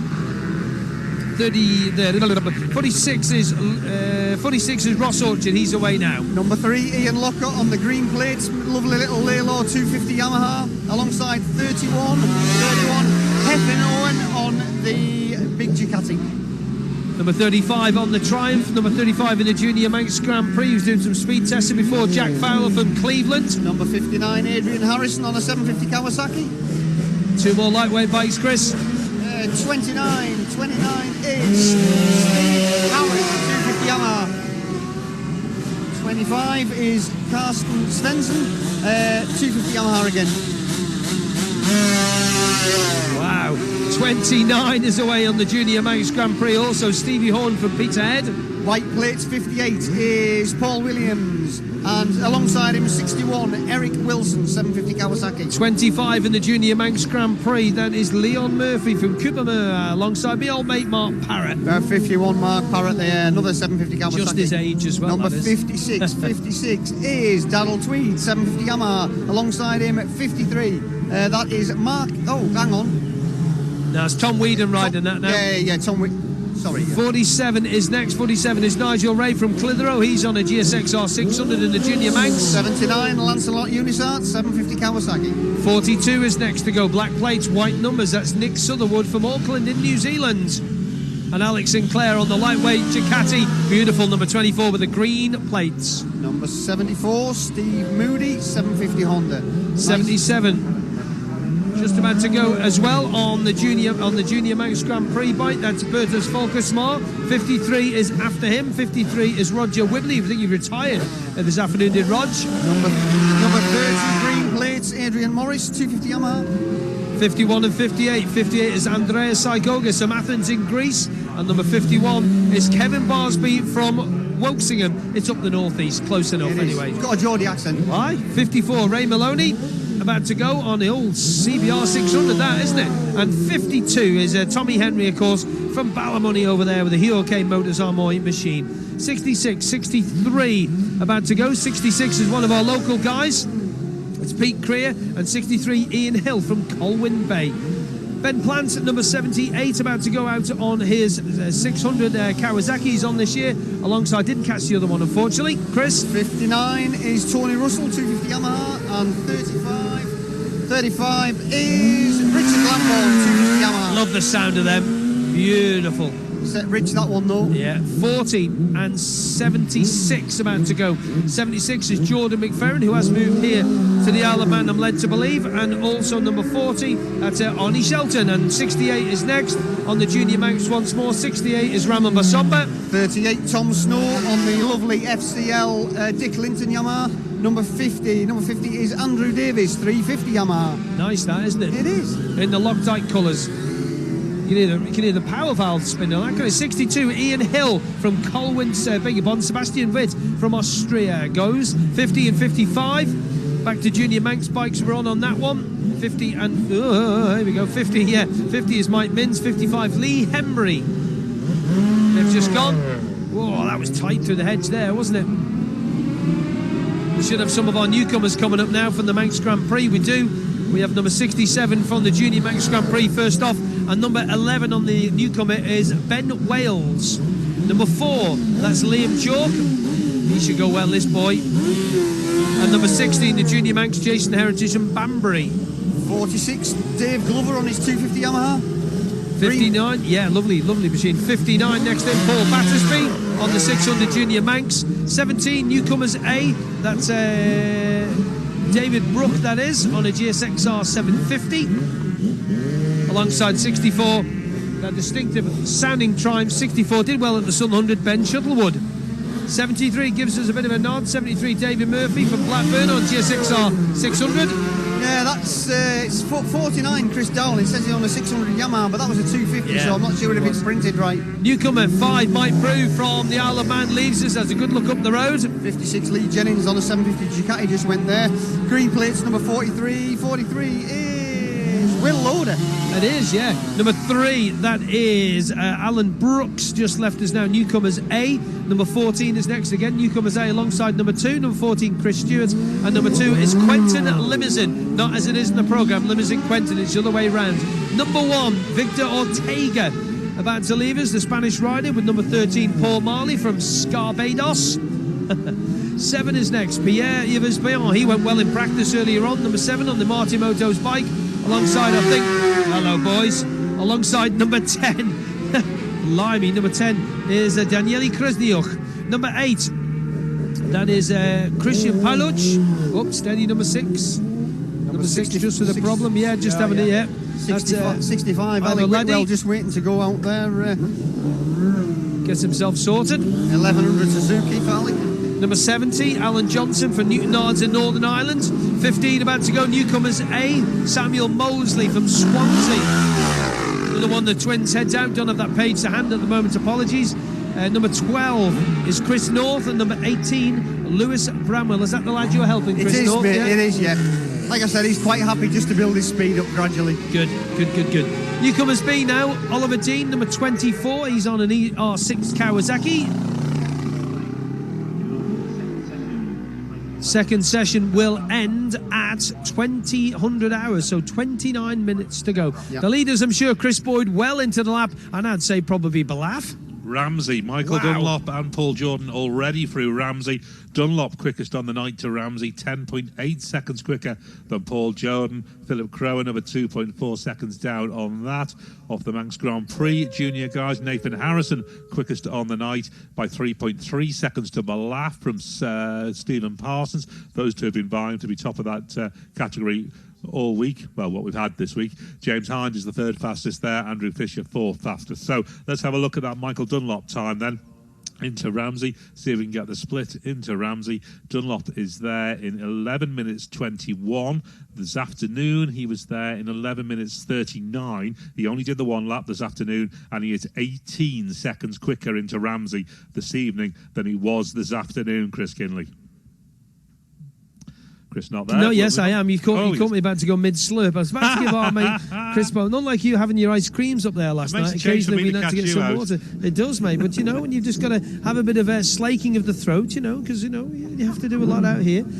Bruce Anstey now also out through Ballaugh on the 250. Bruce is in Ballaugh at 8 minutes 21.7. That compares with his standing start lap this afternoon when he was there in 8:25. So he is nearly 3.5 seconds quicker standing start lap to standing start lap.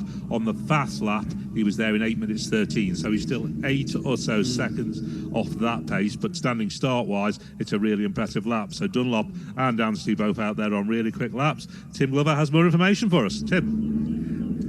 Well, more in the way of a couple of messages that have been handed. One's to mention Bob Owen, who I think's got a broken bone or two, listening in Anglesey from brother Meredith and nephew Heffin, and from the rest of the team. And a happy birthday as well from the Dayglow team to Simon Klaus, who's out marshalling at Bagarrow. Let's go to Chris Kinley. Oh, sorry, I'm just eating. Sorry, I've just taken a leaf from the boys in the tower because we don't get any of these luxuries here, Palmy, do we? No. We don't get none whatsoever. Eating's cheating. Eating is cheating, mate. It is, mate. Yes. Go ahead. One or two retirements. David Johnson only got as far as Quarterbridge on the what's he out on Kawasaki? Big bite, 750. Yeah. He was having problems with gears here, though, Palmy, wasn't he? Yeah, it looked like the clutch was dragging slightly, so maybe it could be a clutch or a gearbox issue. Jeff Smith is an ACU pickup at the Mountain Box, so he'll be stuck up there for a while waiting to be collected, unfortunately. Joe Ackroyd has only got as far as Glendarrick Road out in Glenvine. He is making his own arrangements for return. And Dan Sale only got as far as Quarterbridge on the 250. He is making his own arrangements as well. Luckily, he might be able to get back here. Effect repairs, as you said, they do still have time to get back here and try to get back out, Chris. 67 just about to go, also on an RVF 400. They're nice, them. I do like them. Yep. It's because they're short in the legs, so we can get on there. Gary Johnson, we're led to believe, is just about to head out also, so that is good news after Gaz missing this afternoon's session. So I think he's just fired the lid off. He's just about to throw his leg over the big Suzuki, and they are a big old beast on there as well. The boys just checking they're actually having a good look at the front of that machine there as well. So just double checking everything really, aren't they? So because you can never be sure, but he's on it and he's happy. He's launched it off, so that's good to see. So what will we see from Gary on this? He knows the bike well. He's been riding it for quite a few years now. Comes to the ramp, up this little steep ramp, and seen the sidecars getting up here. Michael Dunlop is at the bungalow. And what sort of projected lap speed are we on when Gary Johnson about to go? He's not got a red light on. Should be on now. He's got his red light on. Chris Boyd, what sort of projected lap speed are you talking for Michael Dunlop? We just pumped the numbers in. 122.4-ish for Michael Dunlop based on his lap speed this afternoon. So that would be a significant improvement. I think he was 119.899 this afternoon, so he's upped it by 2.5 miles an hour. And he's struggling with wrist injuries, pelvis injuries, hip injuries, everything sort of injuries, shoulder, wrist. It doesn't stop him though, does it, Chris? No, does it? Heck no. He just gets his head down and goes. We have one of the JPS, it's in the JPS Norton colours, isn't it? Coming up here. This is stunning. I love this thing.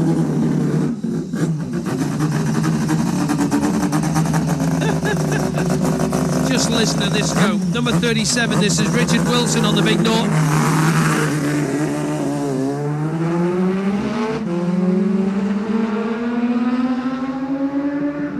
Fantastic. I love those things.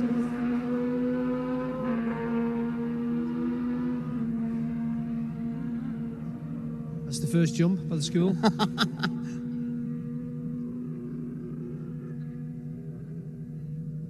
That's fantastic. Isn't it? Yeah, listen to that at the bottom of Bray. That's lovely. That I was waiting to see if he lifted a wee, but it went a bit poppy though, didn't it? It did.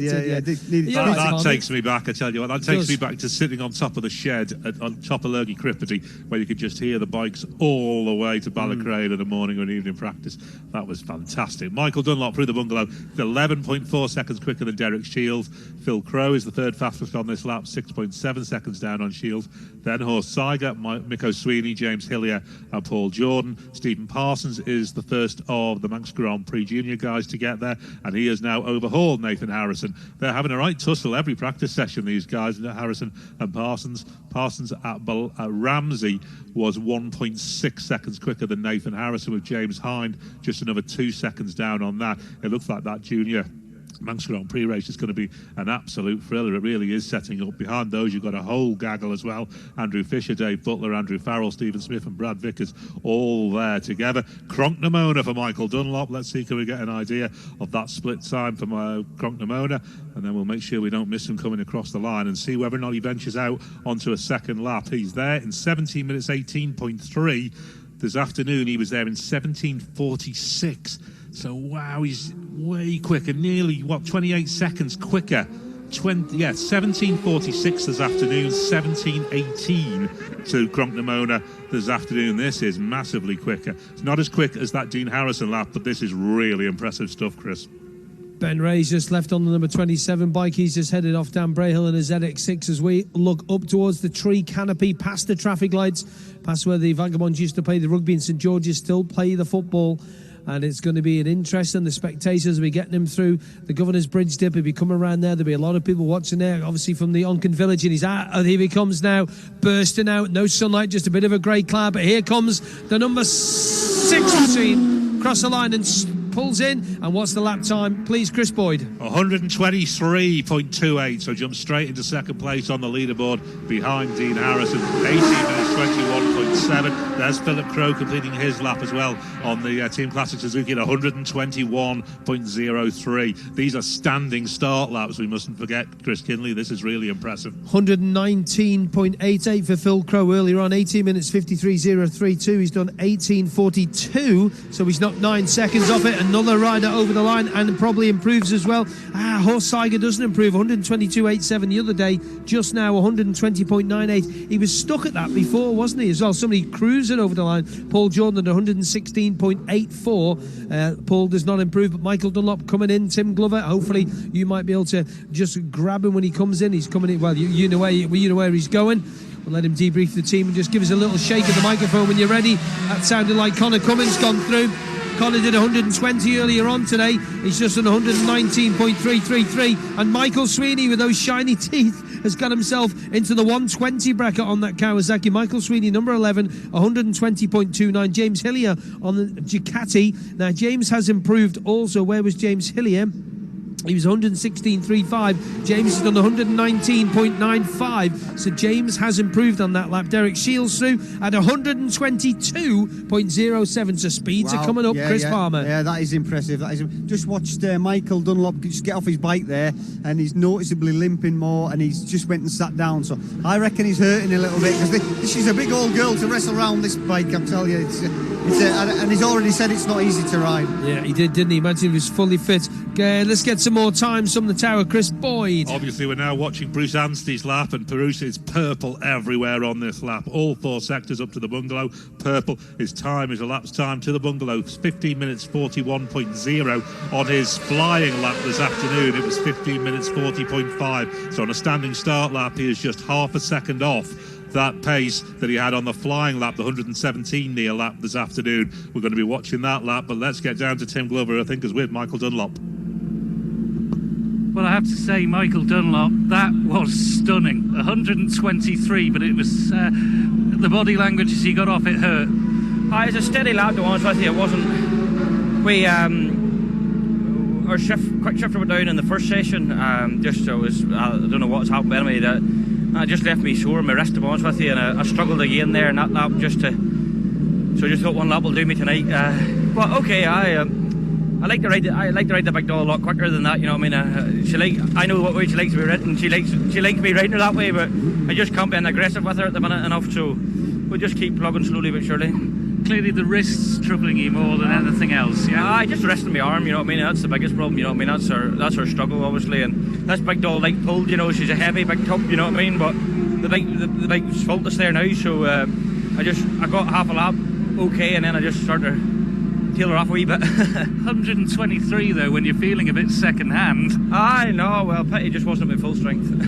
Wish you well, Michael. Thanks for talking to us, and Well, I'm almost lost for words, Chris Boyd, there with that performance. Yeah, what he's doing is really impressive. What Bruce Anstey's doing is really impressive too. He's just finished the lap and he has come in. He's only doing the one lap. 117.29 faster again. He's just getting faster and faster every time he's on that Malenko by Paget's 250. 117.29. We know that bike's capable of over 120, but what Bruce Anstey is doing this week, and allied that to what Michael Dunlop is doing, these guys are absolute superheroes. Let's just give you one or two more of the retirements before you hand you back down to Chris Kinley. I think we've got down to Dan Sales. Sam West is retired at Ramsey bus station, and it says he's making his own arrangements, so we'll see what time the bus is running from the bus station. Michael Tocopple is at Braddon Bridge, the Oak Tree, making his own arrangements, and one of the newcomers, Oliver Dean, is out in Glenvine making his own arrangements as well. Really impressive stuff there, Chris Kinley, by both Dunlop and Anstey. Absolutely, and a good lap also by Ryan Neen on the big Kawasaki Classic TT over the 120 mark for him, 120.18 for the number 24 bike. Brian McCormack, he's got the lap in after a little bit earlier on today when he had those problems. Number 19, 114.58. Joey Thompson has got in on the bike on the number 19 bike at 112.95. Number 12 Craig Neve 116.96.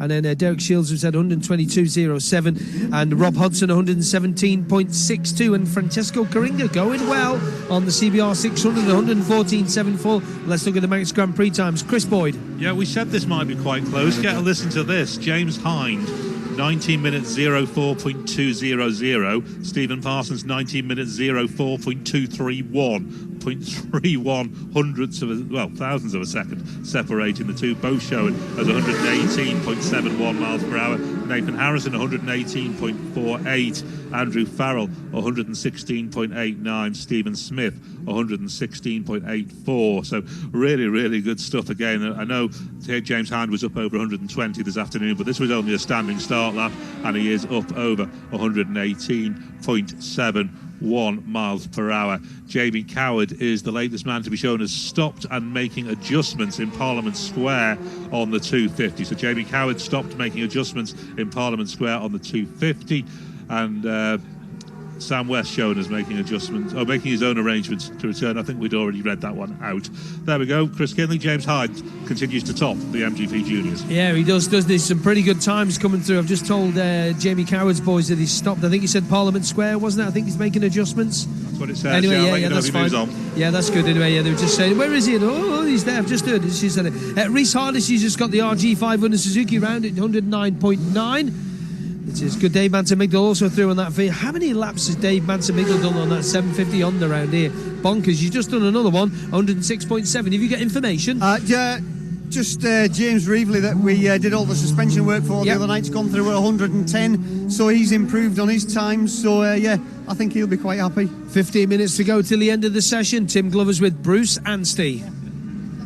Bruce Anstey, you've just got a little pillion ride there with Michael Rutter up the return lane. What was the story there? Well, I was actually only going to just do one lap tonight, because I'm a bit tired, do one lap. So I did a plug shot, and I didn't want to push it back, so he gave me a lift back, which was good. 117? Yeah, not too bad. Yeah. Stunning. I know.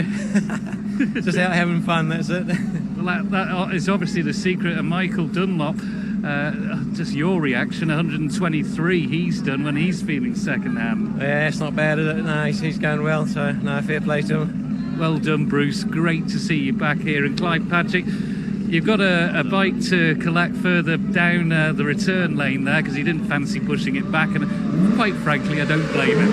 That's right. I mean, quite incredible. And Bruce being a proper two-stroke rider, plug chop and all. Yes, we've got the det counter on there to count the detonation, but Bruce chopped it.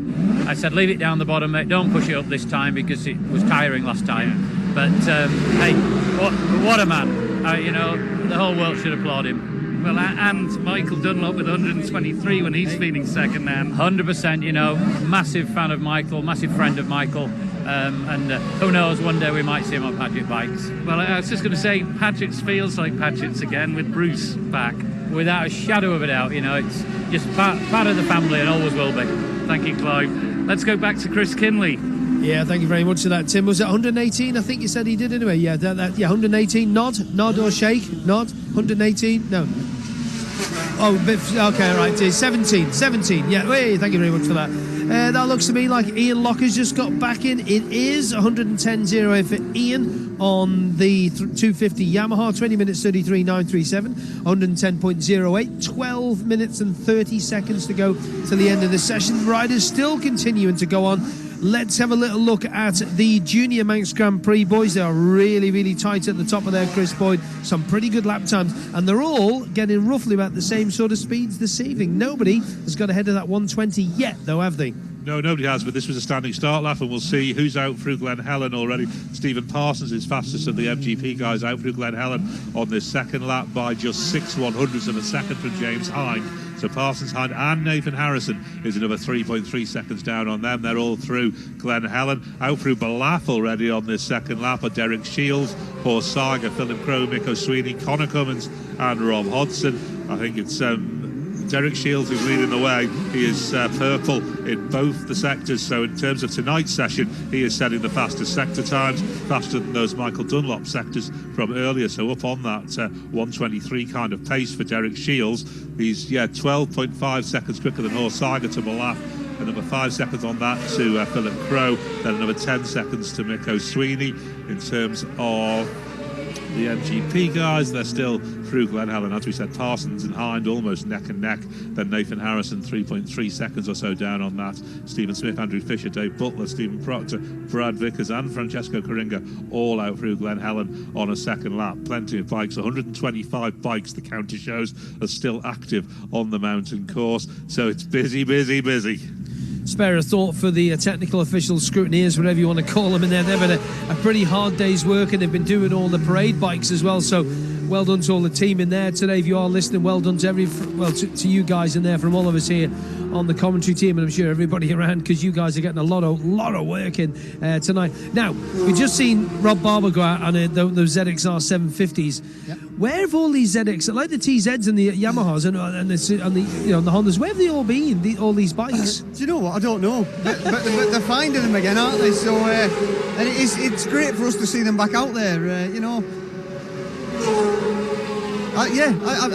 don't know where they are. They've either been in garages or doing glass cases or whatever. Do you know? But interesting. Explain what we had a little. Tim had a word with I don't know what it is, but just explain about a detonation counter. What you heard him saying. Well, we mentioned about the plug chop before, which you explained. So let's talk about the det counter. Right. Basically, what a detonation counter is, it counts how many knocks the engine has. Remember your old-fashioned cars when they used to pink on bad petrol? Yeah. Well, that's detonation.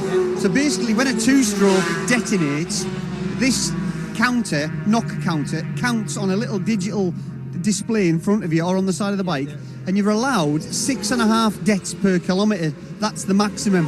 Anything over that, you know that the piston or the cylinder head is starting to be eaten away, and when you strip the engine, it looks like somebody's been at it it looks like a mouse has eaten all around the edge. That's detonation, and that's what a det counter counts, how many dets the engine is having. So if you come back in and you've only got a handful of dets, the bike's jetted, really safe, it's got rich enough needles in, it's not over compressed, it's not too far advanced on the ignition timing.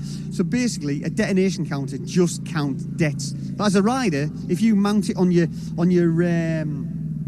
top yoke, you can actually see when it's detting, whether it's on full throttle, whether it's on gear shifts, whether it's on when you roll the throttle off, it would be detonating on the needle. It's honestly, people, you don't just go out and ride them. You literally, it's thinking all the time. All the time, you're analysing what's going on, and the old two-stroke job is a real science. Newcomer number 16, Michael Mace on the Triumph. That's a good lap. 20 minutes 49.6861, 108.67 miles an hour. But Pierre-Yves Bihan, number 7 on his Yamaha, he's gone quicker. 109.68 from my mathematics. He will top the leaderboard on that now as well. So Pierre-Yves Bihan, 109.68. Ben Wales, another newcomer, just gone through, number 11 in Newcomers A at 101.17 miles an hour. But 109 on what, only a third or fourth lap around here, Chris Palmer, it's a pretty good deal, isn't it? Yeah. I'm impressed with a lot of the guys and girls out there tonight. They've obviously, it's really good, the fact that they've been out in the afternoon and then they're out again tonight. So yeah, exactly. They're not. Everyone's not worn out with doing so many laps on a good week. I mean, you'd lose count how many laps you could possibly do, especially if you've got like 3 or 4 bikes. But these guys and girls have been really, really struggling for getting out and doing laps. A few more newcomers over the line. Liam Chalk on the Kawasaki, number 4, newcomers A, 99.64. Number 5, Mike Brew on his Kawasaki, 102.64 for the Peelman. And David Brook, number 17, 100.76. And Chris Dowling on his classic Yamaha, 100.90 for the number 49 machine. It's gone a little bit quieter in here now, isn't it? A lot of bikes being wheeled away, ready for tomorrow. Long day tomorrow. Yeah. Are you going to try and get shoehorned into your leathers later? They're in the van, actually. I haven't even got them scrutineered yet. But I saw the bike for the first time today, and it looks stunning. So that's You've got good pictures news. of it and everything. I have. It looks great. 46, David Glover just goes through on the Yamaha, 23 minutes 07.62, 97.89. We have more retirements. Chris Boyd. Yeah, the list is unfortunately mounting. Tony Russell out on the lightweight machine. He's at Crosby Village making his own arrangements. Tom Whedon is at Douglas Road Corner. Kurt Michael, ACU recovery required. Samuel Nosley, one of the newcomers, is up at Parliament Square making his own arrangements. Jamie Coward on the lightweight 250 is at the Cregna Bar making his own arrangements. Forrest Dunn is also there, so at least they can have a pint together making his own arrangements. Julian Trummer is at Ashley Drive. In Union Mills, he is making his own arrangements, and Alan Brooks, another of the newcomers, is stuck up at the bungalow requiring an ACU recovery, so he'll hopefully get a jacket off somebody because he'll be waiting probably a little bit of a while for that. Out on this second lap, the leaders are now well through Ramsey and on the climb of the mountain. Derek Shields still the fastest by 14.4 seconds from Horst Seiger, then 8 seconds back to Phil Crow, and another 6 seconds back to Ryan Neen. That Shields lap, he's into Ramsey in 11 minutes 15.8, and compare this to the Michael Dunlop lap. Michael was there in 11 minutes 21.6. So this is going to be impressive, I think, from Derek Shields. On his standing start lap, he was into Ramsey in 11 minutes 30, so he's knocked nearly 15 seconds off his standing start lap.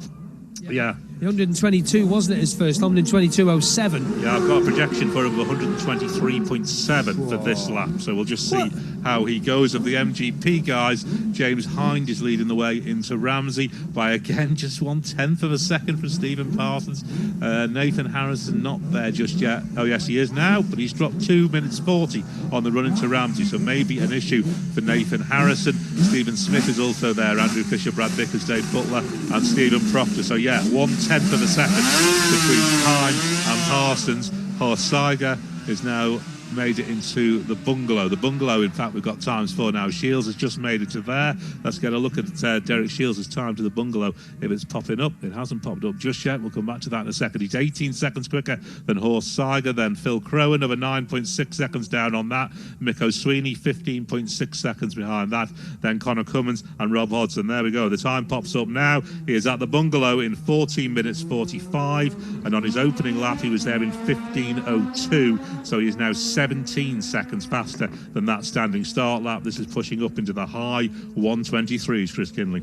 Well, Gary Johnson has completed a lap, which is good news on the number 7 bike, 118.30. I'm pretty sure Gary has gone straight through from memory. Yes, 118.30 for him. And number 12, Chris North, newcomer, at 93.87. Christian Pilux, number 8, another newcomer, got to mention him, 99.04. And Victor Ortega on the Kawasaki, 99.72 for him. Paul Marley on the Kawasaki, newcomer of 13, 99.89. And Daniela Krosniuk, number 10 on the Honda, 100.53 miles an hour. 3 minutes and 55 seconds to go in this session. The gate will be closed, and just Danny Webb going out on the RG500 sounded all right. Chris Sharp. It was a lot crisper than we heard it earlier, so they've probably been putting smaller jets in it. But he said, was he complaining about gearing early on? I think when he talked to Tim, he wasn't he? Yeah, they were mucking around with gearing, I think they said. Right, I can't remember. You've got me on that one. Yeah, well, I'm pretty sure from memory. You see, I can't remember things. I just forget a lot of things as well. Yeah, so looking at the newcomers A, I'm going to say that the Pierre Yves Beyond, 109.68. Phil Crow is the man we're looking for here, because Phil Crow, that's not Phil Crow across the line. That's Richard Wilson on the Norton. He might be catching his mate up in a minute on the other Norton, Gary Vines. Sounded fast through here. 111.01, 20 minutes 23.6, and Phil Crow on the road is the leader on the road on the second lap. He is through Cronk-the-Mona, and Big Phil will be coming around, and I'm pretty sure he'll be wanting to improve on his first lap. Was it 119 or was it 120? I can't remember. See, I remember things, but then I forget things as well, Chris. It's 121.03. There you go. I thought it was something 03, but I can remember it was 19 or 20. 121.03. He is on Glen Crutchley Road, just been told. You're looking up to the far end there now. So the big Suzuki will be firing his way down here. The blue and white machine. He's probably going to pull in after this one, we'd have to say, to do 2 laps, and hopefully Tim might be able to grab a quick word of them. Here he goes. And Phil Crow, 121.59, 18 minutes 37.098. Number 16, Philip Crow, 121.59. But Horst Seiger's improved, 123.20 for Horst. So he has put 18.25 to an 18.22. He's knocked about 3 seconds off his lap, and he's got himself right in the mix, around about third quickest so far. But Shieldsy is the man we're looking for. Shieldsy was actually back a little bit in the pack. Shieldsy should be through the bungalow, probably through Craig the Bar. And he's on Glen Crutchley Road now, so we are a little bit behind this. So it's Derek Shields, we're looking at a 123 also, and Connor Cummins is also there too. Connor in the 120 bracket a bit earlier on, only in the 119 on the first lap, and Phil Crow is now coming in. We'll get him in a minute. Here we go, 2 bikes. Derek Shields, let's give you that lap time then, if we can get it. Shieldsy, 124.03 for Derek Shields, that's pretty good. And Connor Quicker again, 121.19. Phil Crow's in. Phil Crow is off the bike, and he's just over there now, just speaking to his team. So 18 minutes 15.096, and that is nearly 8 o'clock. 18 minutes 10.447 for Harrison, 124.562. But Derek Shields, 18 minutes 15, so 5 seconds down, but still 124 mile an hour. Horst Seiger just been told about the 1 minute board. He gives a big thumbs up there now. Phil Crow off the bike, not sure if he's going to. It looks like they're gassing that up and the one to get back out again, so he's going to have to be pretty quick. They are going to do the pit lane speed killery things in a minute or two as well. So putting enough fuel in there as number 15 Shields is in. Hopefully we might be able to grab a word with Derek if we can in a moment or two. Derek Shields is in. The Greenall boys are working hard on that. They're going to have to hurry up if you want to get another lap. I don't think they are. They are, though. I was just going to say, they're going 30 to seconds. They're going to have to be... I don't think Stevie Parsons is at Glen Crutchley Road as well. We'll keep an eye on that. Rob Hodson, number 18, just gone through at 119.38, and Michael Sweeney 120.14, and Phil Crow is making it out for another lap. I'm pretty sure he's going to be happy with that. Horst there's Seiger Parsons as well. Seiger's coming up the ramp. Wow. So this is some late laps. Horst Seiger is just going out. We got Stephen Parsons, number 2, 119.64. There's 10 seconds for Derek Shields. He's going to have to hurry up or he's not going to make it. No, I wouldn't have thought. Now he's shaking his head. He's not going to make that now. And Ryan Neen improves again from 120 point something to 121.57 for Ryan Neen. So that's an improvement. There's Phil Crow going. Brian McCormack just gone through a little bit quicker for Brian that time. 115.69 miles an hour. The gate is now closed, and the red lights will be going on. And that will be it for the session. But we do have some riders out there last doors. So we got Phil Crow, one of the late runners, managed to get another lap in. More of the Manx Grand Prix boys through. Number 7 Stevie Smith, 118.01, and number 10 Nathan Harrison, 119.21. Derek Shields is off the bike there now. He's not going to get a chance, unfortunately, to get back out on that because that gate is now closed. Who's that in there now? Oh, that's Parsons in. It is, yep. These are great lap times, Chris, considering how little practice everyone's had. I mean, I know they're experienced guys on these classic super bikes, but very impressive. Tim Glover is with Derek Shields over there. Derek, just taking the lid off. Tim. Yeah, Derek, 124 plus put you right in the picture.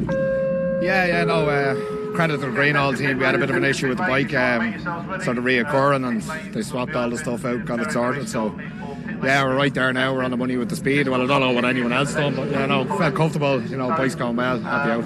Slightly disappointed he didn't get out. He came in to refuel, but you just ran out of time before the gate closed. Well, we only had 1 minute anyway for the time. I had no tear-offs left, and it was getting pretty dark, so I wanted a clear visor. By the time you get the visor done and fill her up, we just ran short in time, but sure, no matter anyway. This has been a bit more like it today, hasn't it? Absolutely. Great to get some laps in. Absolutely great. Derek, well played, well done. Derek Shields there. Let's go back to you. we'll go to Chris Boyd. Yeah, indeed, where James Hind, who we were looking out for, has crossed the line. He's over the 120 mark once again. This afternoon he did, 120.25. He's done 120.02. And Steve Proctor, 116.2. Let's go back down to Chris Kinley. Yeah, Stevie Parsons is here, number 2. Let's see if Stephen's happy or not. All right, Stevie, how is it? Okay? Not too bad. A bit tired now. What's it like? It's been a long day, isn't it? What's it like up on top? It's spot on now. This afternoon it was a bit mega windy, but that then it was spot on. Couldn't really, it was mint conditions really. Lap times very, very similar all the way through, quite steady. Yeah, to be fair, I'm not pushing the boat out just yet, so just nice and easy, just getting back into the flow of things. It's like starting again with massive break, not practicing all week. It's like first practice again, isn't it, today? So. All right, good luck, well done, thanks. Cheers, buddy, much. Cheers. I'm just going to pop over and have a word with young Craig Neve if we can, and find out how young Craig is on the ZXR, and young Nathan Harrison just going off. Sorry, just a quick word with them. Nice to see you back. How is everything? You're hobbling around a bit. You can spot an injured road racer a mile away, can't you? Yeah, got the old club races limp now. No, it's really good to be back. Like you say, we've just got to look at this as preparation for TT next year. We just keep going, chipping away, steady laps. I'm not feeling 100%, but I'm lucky to be here. So hopefully the weather stays good and we get a good race on Monday. Thanks for your time, Craig Lake. Get back to the boys. Thanks, Craig Neve. Cheers. Thanks for that. Chris Boyd, where are you, buddy? Up there still? Are you with us, Chris Palmer? Sorry, are you with us, yes, buddy? Yes, I'm here, mate. Yeah, I was just I'm watching the screen to see what the lap times are, mate. That's all. Okay, all right, buddy. Cheers. Thanks very much for that. I think that's just about all it is from us down here, should I say? It's because I need a drink of water, haven't I? Oh, hi, Phil. You're right. There you go. So we're just about ready to wrap up down here, I think, to be honest with you. Leave it to Chris Boyd to tidy up in the tower. You'll be back with us tomorrow. We're going racing tomorrow. We've got the pit lane speed limiter, Chris, so you have to watch out. Stay right in. I'm in. Jacko, how are you, buddy? All right? There's Andy Jackson. There's Brad Vickers going down just to test the limiter. I'm sure Robbie and the boys, they'll have that set pretty good. Number 2, Stevie Parsons, just going to do his. Don't forget they'll be short. Although they won't be short lap, they'll be coming straight through. Francesco Coringa on the second lap, 115.95, and Davey Todd on that Honda a little bit quicker on the second lap, just shy of 112 on the 250. So from Chris Palmer, from me, good night. And from Tim Glover, who's not microphoned up, but it doesn't matter anyway. And let's head back to Chris Boyd in the tower. Yeah, indeed, where we're going to start to wrap things up because we have got the Parc Ferme chat show coming up with RST to pick up all of the analysis of today's session. So let's just run through the fastest times from this second part of the session. Derek Shields then fastest in the Classic Superbike TT, 124.03 miles per hour. Michael Dunlop, though, a very notable lap, 123.28 on the Suzuki. In the lightweight 250 category, Bruce Anstey extends his lead at the top of the leaderboard, if you like, 117.29 miles per hour. James Hind from earlier in the session, 113.54, and Davey Todd, 111.99. The Manx Grand Prix Junior category, James Hind, as we said, backing up that 120 miles an hour lap this afternoon with another one, 120.02 to Stephen Parsons, 119.64, and Nathan Harrison, 119.21. In the seniors, the Manx Grand Prix seniors, Damien Horan, 117.68. The checkered flag is now out. Daniel Ingham, 115.78, and Mark Colvin, 113.37. And in the newcomers A, it is Pierre-Yves Bihan once again, the Swiss rider. I think it is 100. Is a Swiss or French? I can't remember. I'll look it up. 109.68. Michael Mace, it's been too long a day. Michael Mace, 108.67. Lewis Bramwell, 104.93. Guys, still out there on laps. Plenty of machines still out there.